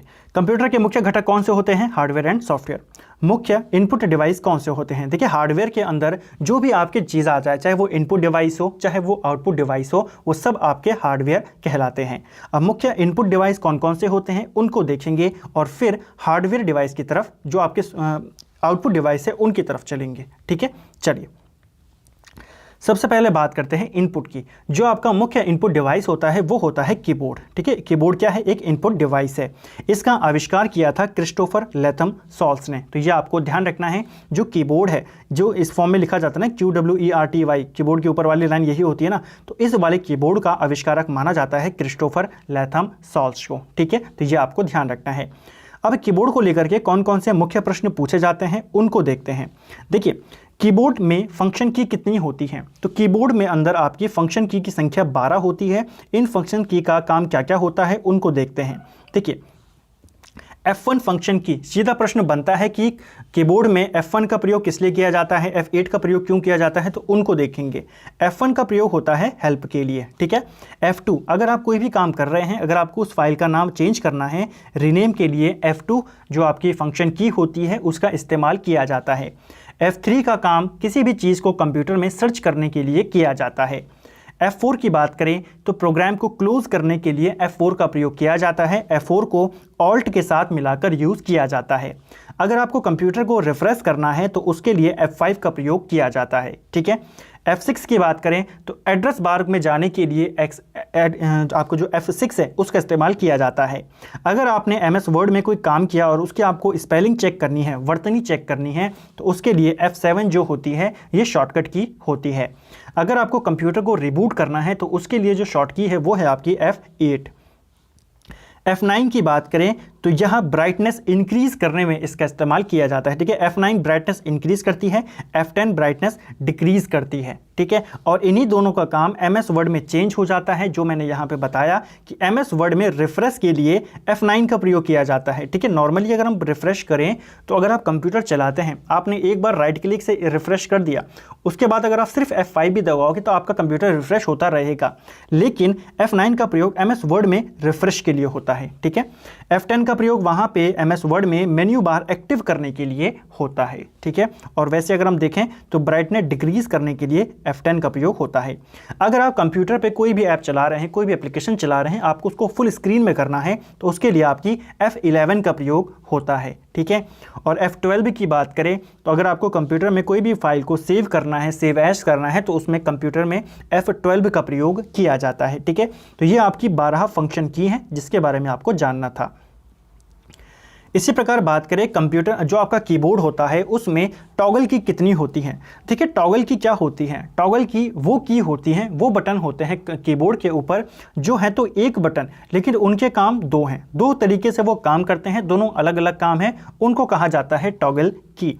तो कौन कौन सी होती हैं? तो देखिए आपके कीबोर्ड पे दो टॉगल की होती हैं, एक होता है कैप्स लॉक, एक होता है न्यूम लॉक। अगर आपने कैप्स लॉक को ऑन कर दिया तो आपकी जो अल्फ़ाबेट्स हैं वो आपके कैसे आ जाएंगे? कैपिटल में आ जाएंगे, ठीक है। और अगर आपने कैप्स लॉक को ऑफ कर दिया तो आपके अल्फ़ाबेट स्मॉल में आ जाएंगे।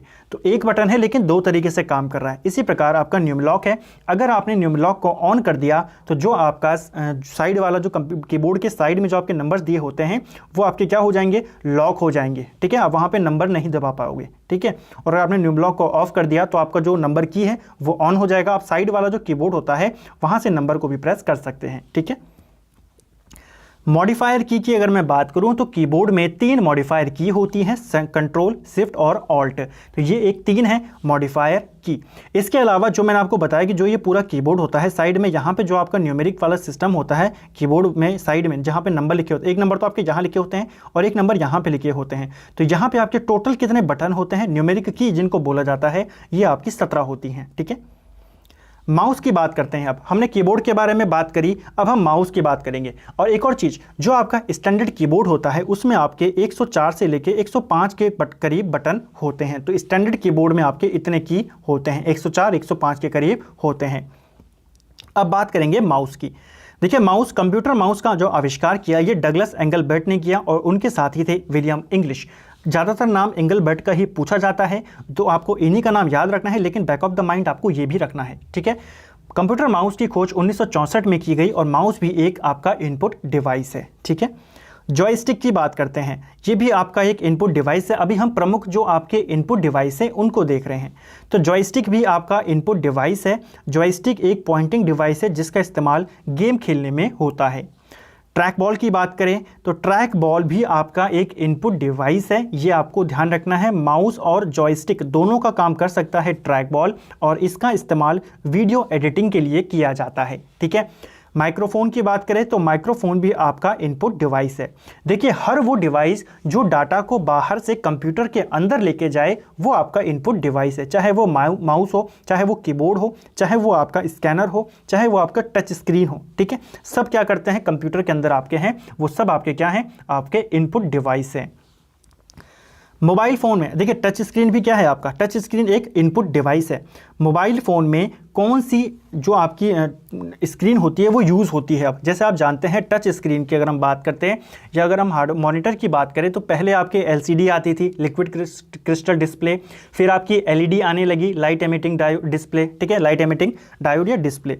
अब यहाँ पे है आपका लाइट एमिटिंग डायोड था। ठीक है, अब है यहाँ पे मोबाइल फ़ोन में कौन सी यूज़ होती है, तो मोबाइल फ़ोन में आपकी एमोल्ड डिस्प्ले का इस्तेमाल होता है। इसकी फुल फॉर्म होती है active matrix organic light emitting diode. ठीक है, तो लाइट एमिटिंग डायोड उसकी फुल फॉर्म होती है। मैंने शायद गलती से डिस्प्ले बोल दिया तो आप उसको करेक्ट कर लेना अभी। ठीक है, एमोल्ड की बात करें तो यह आपके वर्तमान में मोबाइल फ़ोन में इस डिस्प्ले का इस्तेमाल होता है। फुल फॉर्म हमने यहाँ पे देखी। इसके बाद हमने देखा स्कैनर को, तो स्कैनर भी आपका इनपुट डिवाइस होता है। ठीक है, MICR की बात करें तो ये भी आपका इनपुट डिवाइस है। इसकी फुल फॉर्म की बात करें तो मैग्नेटिक इंक कैरेक्टर रिकॉग्नाइजेशन। ठीक है, आपको पहले रेफरेंस रिकॉग्नाइजेशन को देना है, अगर ये नहीं मिला तो ही आपको रीडर की तरफ जाना है। ठीक है, दोनों सही हैं लेकिन ज़्यादा आपको पहले इसको देखना है। तो MICR की हमने फुल फॉर्म देखी। इसका इस्तेमाल कहाँ होता है, तो देखिए ये आपके बैंकों के अंदर जो चेक होते हैं, चेकों की जांच करने के लिए इसका प्रयोग किया जाता है। ठीक है, मैग्नेटिक इंक कैरेक्टर रिकॉग्नाइजेशन का प्रयोग किया जाता है। अब इसका प्रयोग कैसे होता है, देखिए चेक के ऊपर आपके डिजिट्स कुछ लिखे होते हैं, कुल डिजिट की संख्या होती है 9। उन 9 डिजिट्स को ये चेक करता है कि ये आपके अकाउंट से रिलेटेड है या नहीं, उसके ऊपर सिग्नेचर आपके हैं या नहीं। वो सारी चीज़ें उन 9 डिजिट को ये स्कैन करता है, उनको रीड करता है और फिर आपको बताता है। तो आपको पूछा जाएगा चेक के ऊपर जो MICR होता है ये कितने डिजिट का नंबर है, 9 डिजिट का नंबर होता है। ठीक है, इसके बाद है BCR, बार कोड रिकॉग्नाइजेशन या रीडर। पहले आपको रिकॉग्नाइजेशन को ही प्राथमिकता देनी है। बार कोड रीडर की बात करें तो बार कोड की जांच के लिए जो आपका कोई भी प्रोडक्ट होता है उसके पीछे आपके ऐसे लाइंस बनी होती हैं, वही आपका बार कोड होता है। उसके नीचे नंबर लिखे होते हैं। बार कोड में कितने डिजिट्स होते हैं, तो इसमें आपके लगभग 13 के डिजिट आसपास होते हैं। ठीक है, 11 से 13 होते हैं, जनरली 13 होते हैं। तो बार कोड की जाँच के लिए बार कोड रीडर का इस्तेमाल किया जाता है। इसके बाद आपका आता है OCR, optical character reader. Optical character reader क्या करता है, तो ये आपके जो अक्षर होते हैं उन अक्षरों को उनके आकार के हिसाब से जांचने में मदद करता है। ठीक है, तो ये आपको ध्यान रखना है। इसके बाद बात करें OMR, तो ये भी आपका एक इनपुट डिवाइस है। ये सभी हमने जो अभी तक पढ़े ये सब आपके इनपुट डिवाइस हैं। OMR की बात करूं तो इसका फुल फॉर्म होता है ऑप्टिकल मास्क रीडर। ठीक है, ऑप्टिकल मार्क रीडर हो गई है। ठीक है, और ये आपके OMR शीट जांचने के लिए प्रयोग किया जाता है। ठीक है, चलिए अब बात करेंगे मुख्य आउटपुट डिवाइस की। देखिए मुख्य आउटपुट डिवाइस कौन कौन से होते हैं, तो मुख्य आउटपुट डिवाइस में आपके आते हैं वो सारे डिवाइस जो डाटा को कंप्यूटर से बाहर निकालते हैं, वो सब आपके मुख्य आउटपुट डिवाइस होते हैं। ठीक है, तो जो आपको OMR मैंने ऊपर बताया उसे मास्क की जगह पे मार्क कर देना। ठीक है, करेक्ट कर देना। आउटपुट डिवाइस की बात करें तो मुख्य होता है आपका मॉनिटर। ठीक है, ये आपको ध्यान रखना है।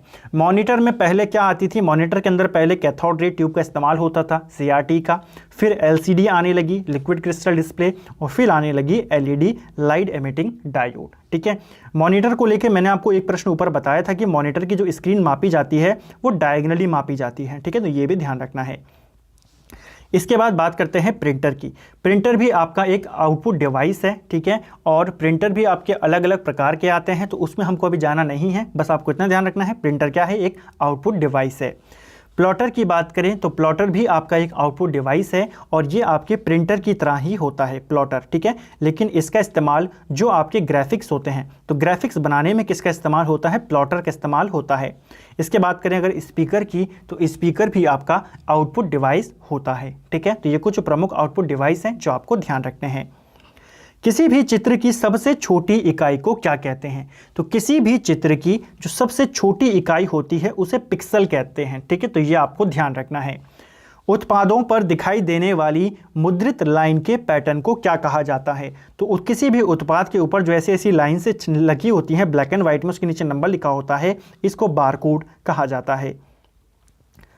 माउस पर दो मानक बटन के बीच स्थित पहिए का उपयोग किया जाता है। तो देखिए, जब आपने माउस देखा है, माउस के बीच में एक छोटा सा पहिया लगा होता है ना, तो वो आपके स्क्रॉलिंग के लिए होता है। आसान क्वेश्चन है, लेकिन ये क्वेश्चन भी पूछा गया है। ठीक है, यूज़र और हार्डवेयर के बीच मध्यस्थ का कार्य कौन करता है, तो यूज़र और हार्डवेयर के बीच में मध्यस्थ का कार्य ऑपरेटिंग सिस्टम के द्वारा किया जाता है। ठीक है, तो ये आपको ध्यान रखना है, यूज़र और जो आपका हार्डवेयर होता है उनके बीच में मध्यस्थ का काम कौन करता है, ऑपरेटिंग सिस्टम करता है।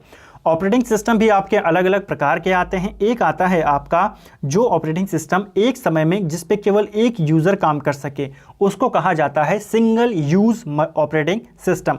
जहाँ पे आपके मल्टीपल यूज़र एक साथ काम कर सके उसे मल्टी यूज़र कहा जाता है। ठीक है, जहाँ पे एक बार में केवल एक टास्क हो रहा हो उसको कहा जाता है सिंगल टास्क ऑपरेटिंग सिस्टम, और जहाँ पे एक साथ बहुत सारे काम हो रहे हैं उसे मल्टी टास्क ऑपरेटिंग सिस्टम कहा जाता है। अब कुछ प्रमुख ऑपरेटिंग सिस्टम है, इनको हम यहाँ पे देखेंगे, यहाँ से भी प्रश्न बनते रहते हैं। देखिए, सबसे पहले हम बात करते हैं प्रमुख ऑपरेटिंग सिस्टमों की। तो ये है आपका यूनिक्स। यूनिक्स क्या है, तो यूनिक्स आपका एक ऑपरेटिंग सिस्टम है, ये आपका मल्टी यूज़र ऑपरेटिंग सिस्टम है। ठीक है, और इसका आविष्कार भी डेनिस रिची के द्वारा किया गया था। कब हुआ, 1969 में। ठीक है, चलिए लाइनक्स की बात करें तो लाइनक्स भी एक ऑपरेटिंग सिस्टम है और ये आपका एक ओपन सोर्स ऑपरेटिंग सिस्टम है। ओपन सोर्स ऑपरेटिंग सिस्टम का मतलब है कि लाइनक्स आपका एक फ्री ऑपरेटिंग सिस्टम है। आपको केवल नाम याद रखना है, एग्जाम में आपको नाम पूछा जाता है कि ये क्या है, यूनिक्स क्या है, ऑपरेटिंग सिस्टम है। ठीक है, लाइनक्स है, इसके अलावा उबंटू है, उबंटू भी एक ऑपरेटिंग सिस्टम है। रेड हैट ये भी एक ऑपरेटिंग सिस्टम है। ठीक है, एंड्रॉयड की बात करें तो एंड्रॉयड भी एक ऑपरेटिंग सिस्टम है, इसके कई सारे वर्जन हैं, प्रमुख एंड्रॉयड हैं, तो ये आपको ध्यान रखना है, पूछे जाते हैं। ठीक है, तो कपकेक एंड्रॉयड का एक वर्जन है, डोनट हो गया, eclair, froyo, gingerbread, honey bee, ice cream, jelly bean, ये सब क्या हैं, ये आपके एंड्रॉयड के वर्जन हैं। पूछा जाता है कि इनमें से क्या एंड्रॉयड नहीं है। ठीक है, तो ध्यान रखना, ये सब आपके एंड्रॉयड हैं। कंपाइलर क्या होता है, कंपाइलर की बात करें तो कंपाइलर क्या होता है, कंपाइलर आपका भाषा अनुवादक होता है। कंपाइलर, इंटरप्रेटर और असेंबलर, इन तीनों के बारे में मैंने आपको ऊपर बताया कि ये क्या करते हैं। ठीक है, अभी हमने यहाँ पे जो आपके ऑपरेटिंग सिस्टम थे इनको पढ़ा। आपके और भी ऑपरेटिंग सिस्टम होते हैं, जैसे कि आपका विंडोज़ होता है, ये भी आपका एक ऑपरेटिंग सिस्टम है। इसके अलावा मैक होता है, ऑपरेटिंग सिस्टम है। iOS ये आपका ऑपरेटिंग सिस्टम है, और इसके अलावा मोस्ट इंपॉर्टेंट है एक बॉस। ठीक है, तो बॉस क्या है, ये एक ऑपरेटिंग सिस्टम है, इसका पूरा नाम होता है भारत ऑपरेटिंग सिस्टम सॉल्यूशन। ठीक है, तो भारत का है, इंडिया का है, तो आपको ध्यान रखना है। ठीक है, माइक्रोसॉफ्ट वर्ड कब आया था, अब हम यहाँ पे MS Word, MS Excel, PowerPoint को लेकर जो कुछ इंपॉर्टेंट प्रश्न हैं उनको देखेंगे और इनकी शॉर्ट की को देखेंगे। देखिए, माइक्रोसॉफ्ट जो वर्ड है ये आपके 1983 में आया था। ठीक है, माइक्रोसॉफ्ट वर्ड का इस्तेमाल क्यों किया जाता है, तो दस्तावेज बनाने के लिए, कोई भी डॉक्यूमेंट बनाने के लिए माइक्रोसॉफ्ट वर्ड का इस्तेमाल किया जाता है। हम कैसे पहचानेंगे कि कोई भी फाइल माइक्रोसॉफ्ट वर्ड में बनी है या नहीं, तो उसके लिए हम उस फाइल का जो एक्सटेंशन होता है उसको देखेंगे। क्वेश्चन बना है, आपके एग्जाम में लगातार पूछा जाता है कि एक्सटेंशनों को लेकर के। तो जो आपका माइक्रोसॉफ्ट वर्ड होता है उसमें कोई भी फाइल अगर बनी होगी तो उसका एक्सटेंशन या तो .doc होगा या .docx होगा। अब ये अलग अलग क्यों हैं? तो देखिए 2007 से पहले के जितने भी आपके माइक्रोसॉफ्ट वर्ड हैं उनकी फाइल का जो आपका एक्सटेंशन होगा वो DOC होगा, ठीक है। और 7 के बाद के जितने भी हैं उनमें DOCX होगा, ठीक है। तो ध्यान रखना है डॉक किसका होता है? MS वर्ड का। इसके अलावा अगला प्रश्न है यहाँ पे MS वर्ड में अधिकतम जूम कितना हो सकता है? तो देखिए MS वर्ड में आप मैक्सिमम 500% तक जूम कर सकते हो और मिनिमम की बात करें तो मिनिमम आप 10% तक जूम कर सकते हो।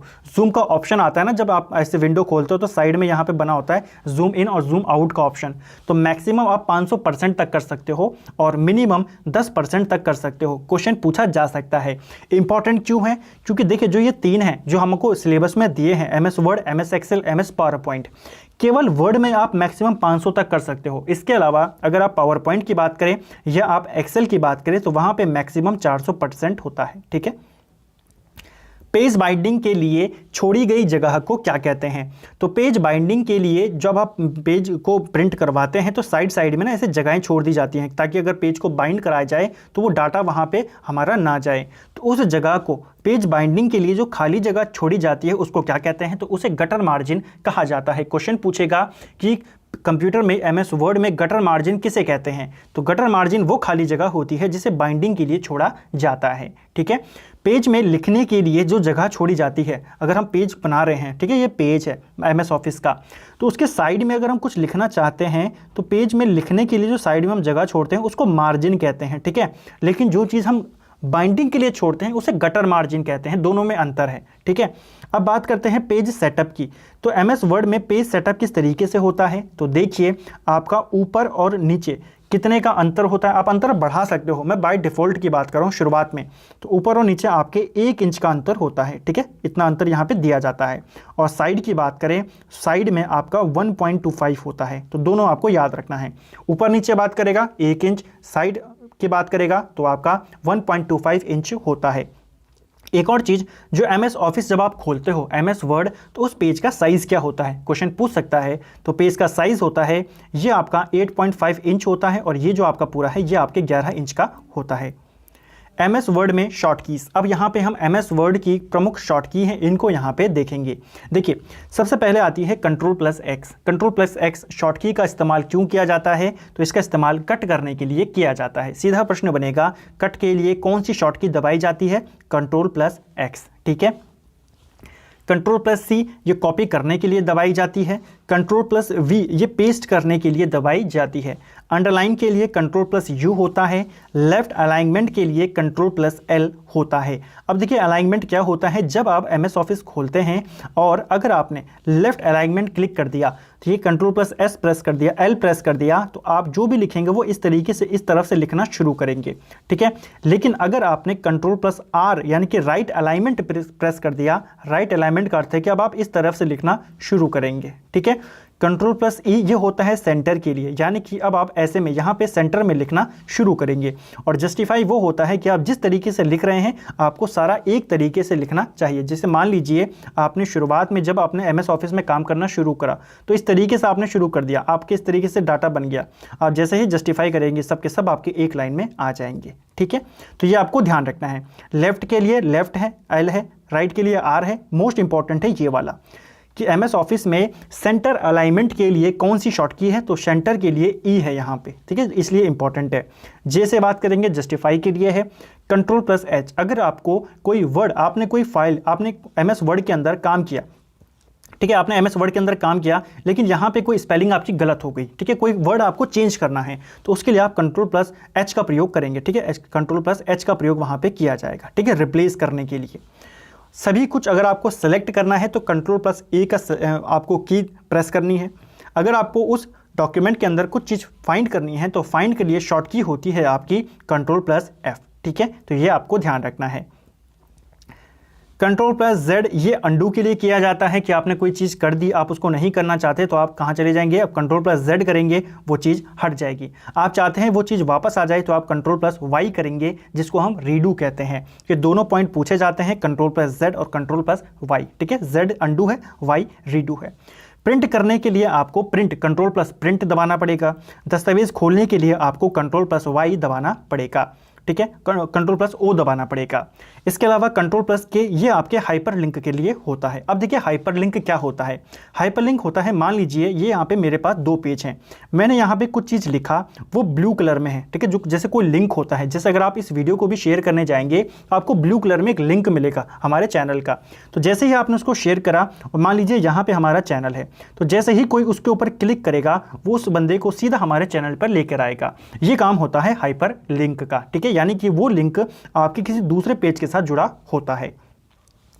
अगर आपको पेज ब्रेक करना है MS वर्ड में तो आपको Ctrl+Enter दबाना होगा, ठीक है। अगर आपको लाइन ब्रेक करनी है, पेज ब्रेक यानी कि आपके ये पूरा पेज है, अगर आप यहाँ से पेज को ब्रेक करना चाहते हैं कि आप सीधा इस पेज से दूसरे पेज पे जाना चाहते हैं तो Ctrl+Enter। लेकिन अगर आप एक लाइन से दूसरी लाइन पे जाना चाहते हैं तो उसके लिए आपको Shift+Enter करना पड़ेगा, ठीक है, लाइन ब्रेक करने के लिए। और अगर आपने जो केस है उसको चेंज करना चाहते हैं, आपने कोई भी चीज़ लिखी है, आप चाहते हैं वो अल्फ़ाबेट बड़े में हो जाए, तो उसके लिए आपको Shift+F3 का इस्तेमाल करना पड़ेगा, ठीक है। चलिए, किसी शब्द के नीचे लाल रंग क्या दर्शाती है। तो देखिए MS ऑफिस के अंदर, MS वर्ड के अंदर जब आप कोई शब्द लिख लेते हैं, जैसे मान लीजिए हमने यहाँ पे एप्पल लिखा, तो इसके नीचे अगर आपकी लाल लाइन आ जाती है, इसका मतलब क्या है, इसका मतलब है कि आपकी जो गलत वर्तनी का इस्तेमाल आपने यहाँ पे किया है। स्पेलिंग एरर को बताता है आपका, अगर किसी भी शब्द के नीचे लाल लाइन आ जाती है तो क्वेश्चन पूछा जा चुका है, ठीक है। अच्छा, ये नीचे लाल रंग है, तो लाल रंग अगर आएगा उसका अर्थ होता है गलत वर्तनी, ठीक है। और आपको प्रश्न बनता है कि MS वर्ड में आप वर्तनी चेक किस शॉर्ट की से कर सकते हो, तो F7, ठीक है। MS ऑफिस के अंदर, MS वर्ड के अंदर F7 जो की है, इससे आप स्पेलिंग चेक को कर सकते हो, ठीक है। ये तो हमने लाल रंग की बात करी। अब मान लीजिए अगर आपके किसी शब्द के अंदर हरा रंग आ जाए, उसके नीचे हरे रंग का अर्थ होता है कि वहाँ पर आपने वर्तनी तो सही लिखी है, लेकिन आपने वहाँ पे व्याकरण की गलती कर दी, वहाँ पे आपने ग्रामेटिकल मिस्टेक कर दी, ठीक है। MS वर्ड में अधिकतम फ़ॉन्ट का आकार क्या हो सकता है। तो देखिए MS वर्ड के अंदर जो अधिकतम फ़ॉन्ट का आकार, फ़ॉन्ट का साइज़, यानी कि जैसा आप यहाँ पे देख रहे हैं, यहाँ पे मैंने 1987 लिखा है, अगर मैं इसको बढ़ाऊंगा तो मैं फ़ॉन्ट का साइज़ बढ़ा रहा हूँ, तो मैक्सिमम आप MS वर्ड में 72 का लिख सकते हो और न्यूनतम 8 का लिख सकते हो, ठीक है। ये है वहाँ पर ऑप्शन में जो होते हैं। लेकिन अगर आप जहाँ पर बॉक्स बना होता है ना, वहाँ पर तो आप खुद भी टाइप कर सकते हो। तो खुद अगर आप टाइप करने जाओगे तो मिनिमम आप 1 टाइप कर सकते हो, और मैक्सिमम की अगर बात करें तो 1638 से ज़्यादा बड़ा आप नहीं कर सकते, ठीक है। तो ऑटोमेटिक की बात करें, बाय डिफ़ॉल्ट आपको ऑप्शन 72 तक ही मिलेगा, लेकिन खुद से आप टाइप कर सकते हो 1638 तक। MS एक्सेल कब आया था, ये हमने MS वर्ड के बारे में जाना। MS वर्ड को लेके एक सारे क्वेश्चन हमने यहाँ पे देखे। अब हम बात करेंगे MS एक्सेल की। अगर आपको कोई भी टेबल बनानी है, टेबल, आपके पास कोई ऐसा डाटा है जो टेबल में बनाया जा सके, तो उसके लिए आप MS एक्सेल का प्रयोग करते हैं। MS एक्सेल 1987 में आया। इसका एक्सटेंशन होता है XLX या फिर XLSX, ठीक है। तो वही चीज़ है, इसमें भी 2007 से पहले ये था, 2007 के बाद ये था। और ये क्वेश्चन उत्तराखंड में भी पूछा जा चुका है कि SLSX किसका एक्सटेंशन होता है। ये आपके MS एक्सेल का होता है, ठीक है। चलिए, MS एक्सेल में अधिकतम फ़ॉन्ट का आकार कितना हो सकता है। तो MS एक्सेल में जो अधिकतम फ़ॉन्ट का आकार है वो 72 हो सकता है, और न्यूनतम यहाँ पर भी आपका 8 हो सकता है। लेकिन यहाँ पे जो आपका, अगर आप मैनुअली की बात करें तो जो वो वहाँ पे MS वर्ड में 1638 था, वो MS एक्सेल में केवल 409 हो जाएगा, ठीक है। तो ये मैनुअली की बात है। MS एक्सेल को लेकर के और सारे पॉइंट जो आपके बनते हैं, तो देखिए MS एक्सेल में आप जानते हैं इस तरीके से टेबल बनी होती है, ठीक है। ये वाली, ये आपका MS एक्सेल है। जो आपके ये हैं ऐसे में, जो हॉरिजॉन्टल हैं आपके, इनको कहा जाता है रो, ठीक है। इनको क्या कहा जाता है, इन्हें रो कहा जाता है। हिंदी में बोले तो इनको पंक्ति कहा जाता है, और अगर कंप्यूटर की भाषा में बात करें तो इन्हें टपल कहा जाता है, ठीक है।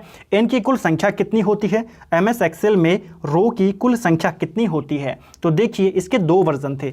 2003 में जब यह वाला वर्जन था, 2003 वाला वर्जन, तो उसमें रो की जो टोटल संख्या थी वो 65,536 थी, ठीक है। रो की टोटल संख्या 2003 वाले में कितनी थी, 65,236। इसका जो नया वर्जन आया जिसमें इनकी संख्या बढ़ी वो था 2016 वाला। 2016 की बात करें तो उसमें जो रो की संख्या है वो होती है आपकी 10,48,576, ठीक है। तो ये 2016 में है। इसी प्रकार कॉलम की बात करें तो जो इस तरीके से आपके ऐसे वाले खड़े वाले होते हैं इन्हें कॉलम कहा जाता है। MS एक्सेल में कॉलम की अगर मैं टोटल की बात करूं तो 2003 वाले में आपके 256 कॉलम होते थे, लेकिन जो 2016 वाला वर्जन है उसमें आपके 16,384 कॉलम हैं। तो टोटल भी आपके पूछे जा सकते हैं, ठीक है। और एक और चीज़, जैसे हमने यहाँ पे ये टेबल बनाई थी, ठीक है, ये MS एक्सेल की शीट है आपकी, और यहाँ पे जहाँ पे आपका रो और कॉलम, ये रो है आपकी, ये आपका कॉलम है, जहाँ पे ये मिलता है और मिलने के बाद जो ये बनाता है बॉक्स, इस बॉक्स को सेल कहा जाता है, ठीक है। तो ये भी आपको ध्यान रखना है कि जहाँ पे जो छोटे छोटे बॉक्स होते हैं उन बॉक्सेस को क्या कहते हैं, उन बॉक्सेस को सेल कहते हैं, ठीक है। चलिए, MS एक्सेल की शॉर्ट की क्या होती है? तो देखिए MS एक्सेल क्या, हम शॉर्ट कीज़ के बारे में बात करेंगे। अगर आप किसी भी सेल के में एडिट करना चाहते हैं, कुछ चेंज करना चाहते हैं तो आप F2 का इस्तेमाल करेंगे, ठीक है। अगर आप किसी सेल रेंज को लेकर के, मान लीजिए आपने A1 सेल से लेकर के आपने B1 सेल तक काम किया, अब आप चाहते हैं इस बीच में जितना भी डाटा है वो आपको चार्ट के रूप में मिल जाए, चार्ट में बन जाए, तो उसके लिए जो आप शॉर्ट की प्रेस करेंगे वो आप F11 प्रेस करेंगे, ठीक है। पूरी रो का चयन करने के लिए, तो अगर आपको पूरी रो चयन करनी है, पूरी जो ये रो है इस पूरे का चयन करना है, तो उसके लिए आप शिफ्ट प्लस स्पेस बार का प्रयोग करेंगे, ठीक है, पूरी रो के लिए। अगर आपको पूरे कॉलम को प्रयोग करना है, पूरे कॉलम को सेलेक्ट करना है, तो उसके लिए आप कंट्रोल का प्रयोग करेंगे स्पेस बार के साथ। और अगर आपको पूरी टेबल को ही, जो पूरी स्प्रेडशीट है उसका ही इस्तेमाल करना है, उसी को सेलेक्ट करना है, चयन करना है, तो उसके लिए आप shift plus control plus space bar का प्रयोग करेंगे। नई वर्कशीट अगर आपको लेनी है तो नई वर्कशीट के लिए आप शिफ्ट प्लस F11 का प्रयोग करेंगे।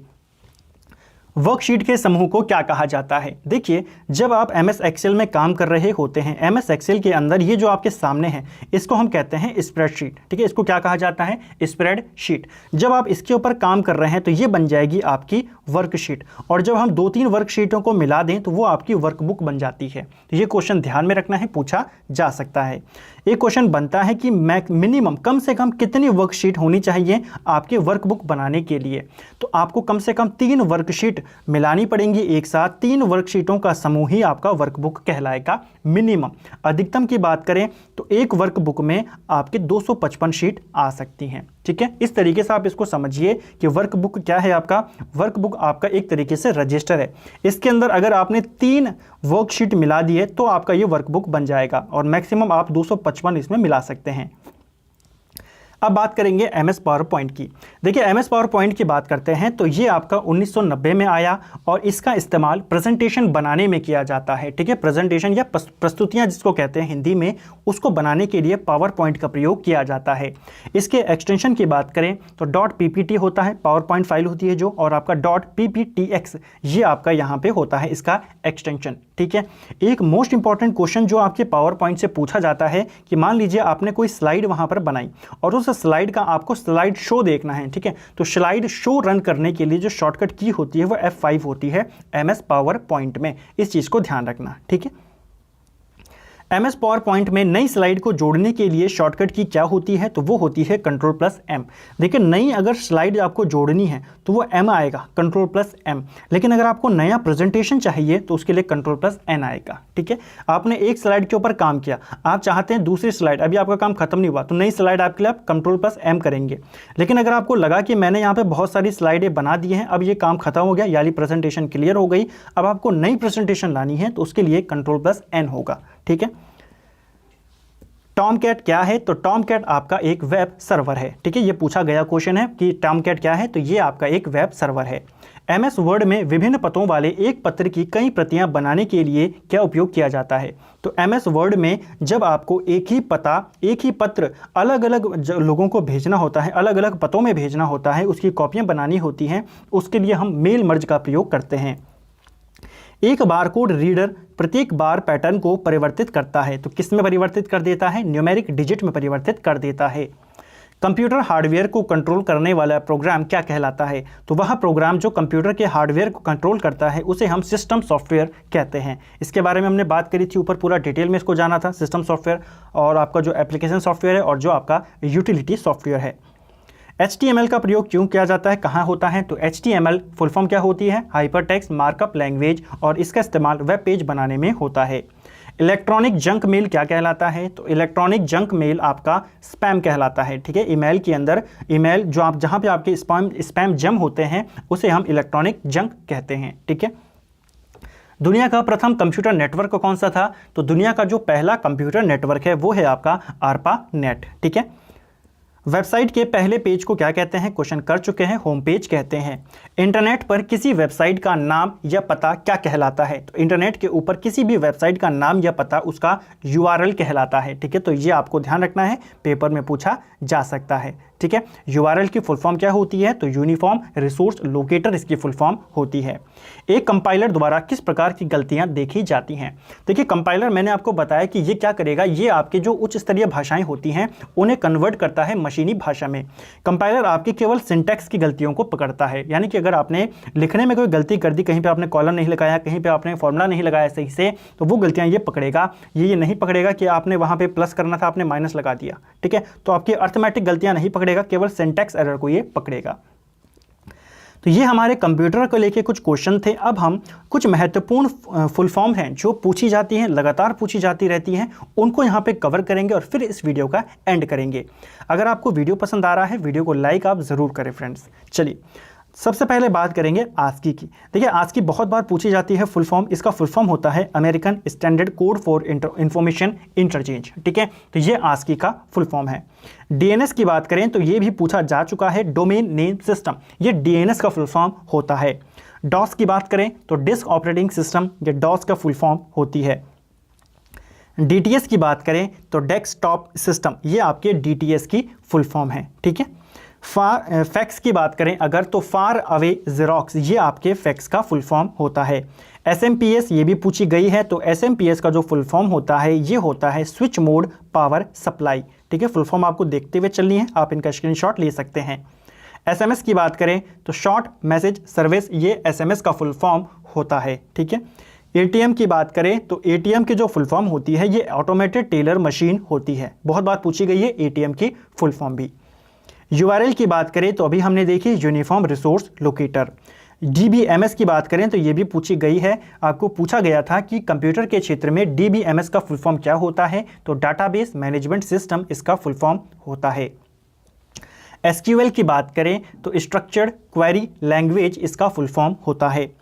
DSL की बात करें तो डिजिटल सब्सक्राइबर लाइन इसका फुल फॉर्म होता है। ई-कॉमर्स की बात करें तो इलेक्ट्रॉनिक कॉमर्स इसका फुल फॉर्म है। इसी प्रकार ईमेल की बात करें तो ईमेल होता है इलेक्ट्रॉनिक मेल। वेब की बात करें तो वायरलेस एप्लीकेशन प्रोटोकॉल, ये आपके वेब का फुल फॉर्म होता है। GDU की बात करें तो ग्राफिक डिस्प्ले यूनिट होती है GDU। GUI बहुत बार पूछी गई है, GUI इसका फुल फॉर्म होता है ग्राफिकल यूज़र इंटरफेस। CUI की बात करें तो इसका फुल फॉर्म होता है कैरेक्टर यूज़र इंटरफेस, ठीक है। दोनों में आपको कंफ्यूज नहीं होना है, GUI दोनों लगभग सेम है, आप आसानी से याद कर जाएंगे। यहाँ पे ग्राफिकल है, यहाँ पे कैरेक्टर है। इसके बाद अगर MPEG की बात करें तो ये कुछ इंपॉर्टेंट है जो लगातार पूछी जाती रही हैं। MPG की बात करूँ तो मोशन पिक्चर्स एक्सपर्ट ग्रुप होता है। JPEG की बात करूँ तो ज्वाइंट फोटोग्राफिक एक्सपर्ट ग्रुप होता है। देखिए, दोनों में अंतर है, एक जैसे नहीं है। यहाँ पे पिक्चर है, यहाँ पे फोटोग्राफिक है, ठीक है। JPG की बात करूं तो ज्वाइंट फोटोग्राफिक ग्रुप यहाँ पे इसका फुल फॉर्म होता है। GIF की बात करूं, GIF काफ़ी ज़्यादा प्रचलन में है, इसकी फुल फॉर्म पूछे जाने के बाद काफ़ी ज़्यादा चांसेस हैं। ग्राफिकल इंटरचेंज फॉर्मेट इसकी फुल फॉर्म होती है। PNG की बात करूं तो पोर्टेबल नेटवर्क ग्राफिक्स इसका फुल फॉर्म होता है। BMP की बात करें तो बिट मैप इमेज इसकी फुल फॉर्म होती है, ठीक है। BCD बाइनरी कोडेड डिजिट इसका फुल फॉर्म होता है, ठीक है। BCD की फुल फॉर्म क्या होती है? Binary coded decimal, binary coded decimal. CAD most important है, कंप्यूटर एडेड डिज़ाइन इसका फुल फॉर्म होता है। CAT की बात करें, CAT का फुल फॉर्म होता है कंप्यूटर एडेड ट्रांसलेशन, ठीक है। EBC DIC की बात करें तो extended binary coded decimal interchange code, ये इसका फुल फॉर्म होता है। HTML बहुत इंपॉर्टेंट है, hypertext markup language. CDMA code division multiple access इसका फुल फॉर्म होता है। VGA की बात करें तो वीडियो ग्राफिक एरे, ये इसका फुल फॉर्म है, ठीक है। SVGA की बात करें तो बस आपको आगे सुपर लगा देना है और पीछे आपका वीडियो ग्राफिक एरे। HTTP की बात करें तो हाइपरटेक्स्ट ट्रांसफर प्रोटोकॉल, ये आपके HTTP का फुल फॉर्म होता है। MIS की बात करते हैं तो MIS होता है आपका मैनेजमेंट इंफॉर्मेशन सिस्टम। इसी प्रकार होता है MISP, इसका होता है मिलियन ऑफ ऑपरेशन पर सेकंड, ठीक है। और एक होता है MOPS, इसका होता है मिलियन ऑफ ऑपरेशन पर सेकंड। DHCP की बात करें तो डायनामिक होस्ट कॉन्फ़िगरेशन प्रोटोकॉल, ये आपके DHCP का फुल फॉर्म होता है। ARP की बात करें तो एड्रेस रिजोल्यूशन प्रोटोकॉल, इसका फुल फॉर्म होता है। और ARPA की बात करें तो ARPA होता है एडवांस रिसर्च प्रोजेक्ट एजेंसी, और इसके पीछे अगर आप नेट लगा दें यानी नेटवर्क लगा दें तो ये आपका ARPA नेट बन जाएगा। UST की बात करें तो अनएडजस्टेड सिस्टम टाइम, इसका फुल फॉर्म होता है। सेट होता है सिक्योर इंक्रिप्शन टेक्नोलॉजी, ठीक है। यहाँ पे जितने भी ये फुल फॉर्म है इनमें से काफ़ी ज़्यादा आपके एग्जाम में पहले भी पूछे जा चुके हैं। ALU की बात करें तो अर्थमेटिक लॉजिकल यूनिट, इसका फुल फॉर्म होता है, ये भी पूछा गया है। PDF ये भी पूछी गई है, पोर्टेबल डॉक्यूमेंट फॉर्मेट। AMR की बात करें तो ऑप्टिकल मार्क रिकॉग्नाइजेशन, इसका फुल फॉर्म होता है। BIOS की बात करें तो बेसिक इनपुट आउटपुट सिस्टम, ये इसका फुल फॉर्म होता है, इंपॉर्टेंट है। LAN की बात करें तो लोकल एरिया नेटवर्क, इसका फुल फॉर्म होता है।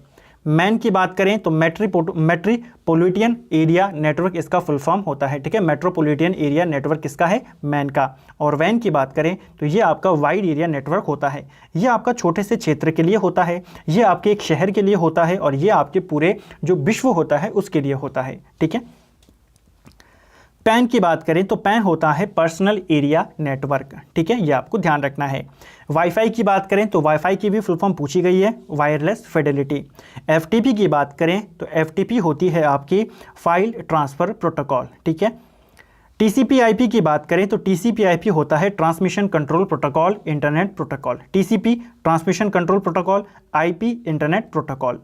ISDN की बात करें तो इंपॉर्टेंट है, इंटीग्रेटेड सर्विस डिजिटल नेटवर्क, ये ISDN का फुल फॉर्म होता है। ISP की बात करें तो इंटरनेट सर्विस प्रोवाइडर, ये पूछा गया है हाल ही में, तो ये भी आपको ध्यान रखना है, ठीक है। POT की बात करें तो पॉइंट ऑफ ट्रांसमिशन, ये इसका फुल फॉर्म होता है। UPI की बात करें, ऊपर हमने देखा था UPI के बारे में, तो इसकी फुल फॉर्म होती है यूनिफाइड पेमेंट इंटरफेस।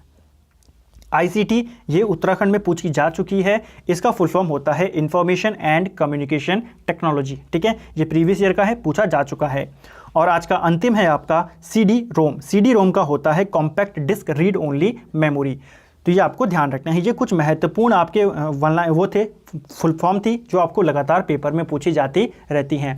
तो फ्रेंड्स, आज के इस वीडियो में हमने बात करा पूरे कंप्यूटर को, यहाँ पे एक मास्टर वीडियो हमने इसको बनाने की कोशिश करी, सारे क्वेश्चंस को यहाँ पे कवर करने का प्रयास किया, जिसमें आपके हमने कंप्यूटर जनरेशन को भी पढ़ा, कंप्यूटर की भाषाओं के बारे में पढ़ा, ऑपरेटिंग सिस्टम के बारे में पढ़ा, सॉफ्टवेयर के बारे में पढ़ा, आउटपुट इनपुट डिवाइस के बारे में पढ़ा, फुल फॉर्म्स हमने देखी, शॉर्टकट कीज़ हमने देखी, काफ़ी सारा जो हमारा पूरा सिलेबस था उसको हमने यहाँ पर रिवाइज करने का प्रयास किया। इसके अलावा मेमोरी के बारे में हमने बात करी, ठीक है। तो काफ़ी सारी चीज़ें हमने आज की इस वीडियो में कवर की है। उम्मीद करता हूँ आपको वीडियो पसंद आया होगा। वीडियो अगर आपको पसंद आया है, वीडियो को लाइक ज़रूर करें, और साथ ही अगर आपने अभी तक चैनल को सब्सक्राइब नहीं किया है, चैनल को सब्सक्राइब करें, और अगर आप चैनल पर नए हैं, चैनल को सब्सक्राइब करके अपने दोस्तों के साथ शेयर ज़रूर करें। Thank you friends.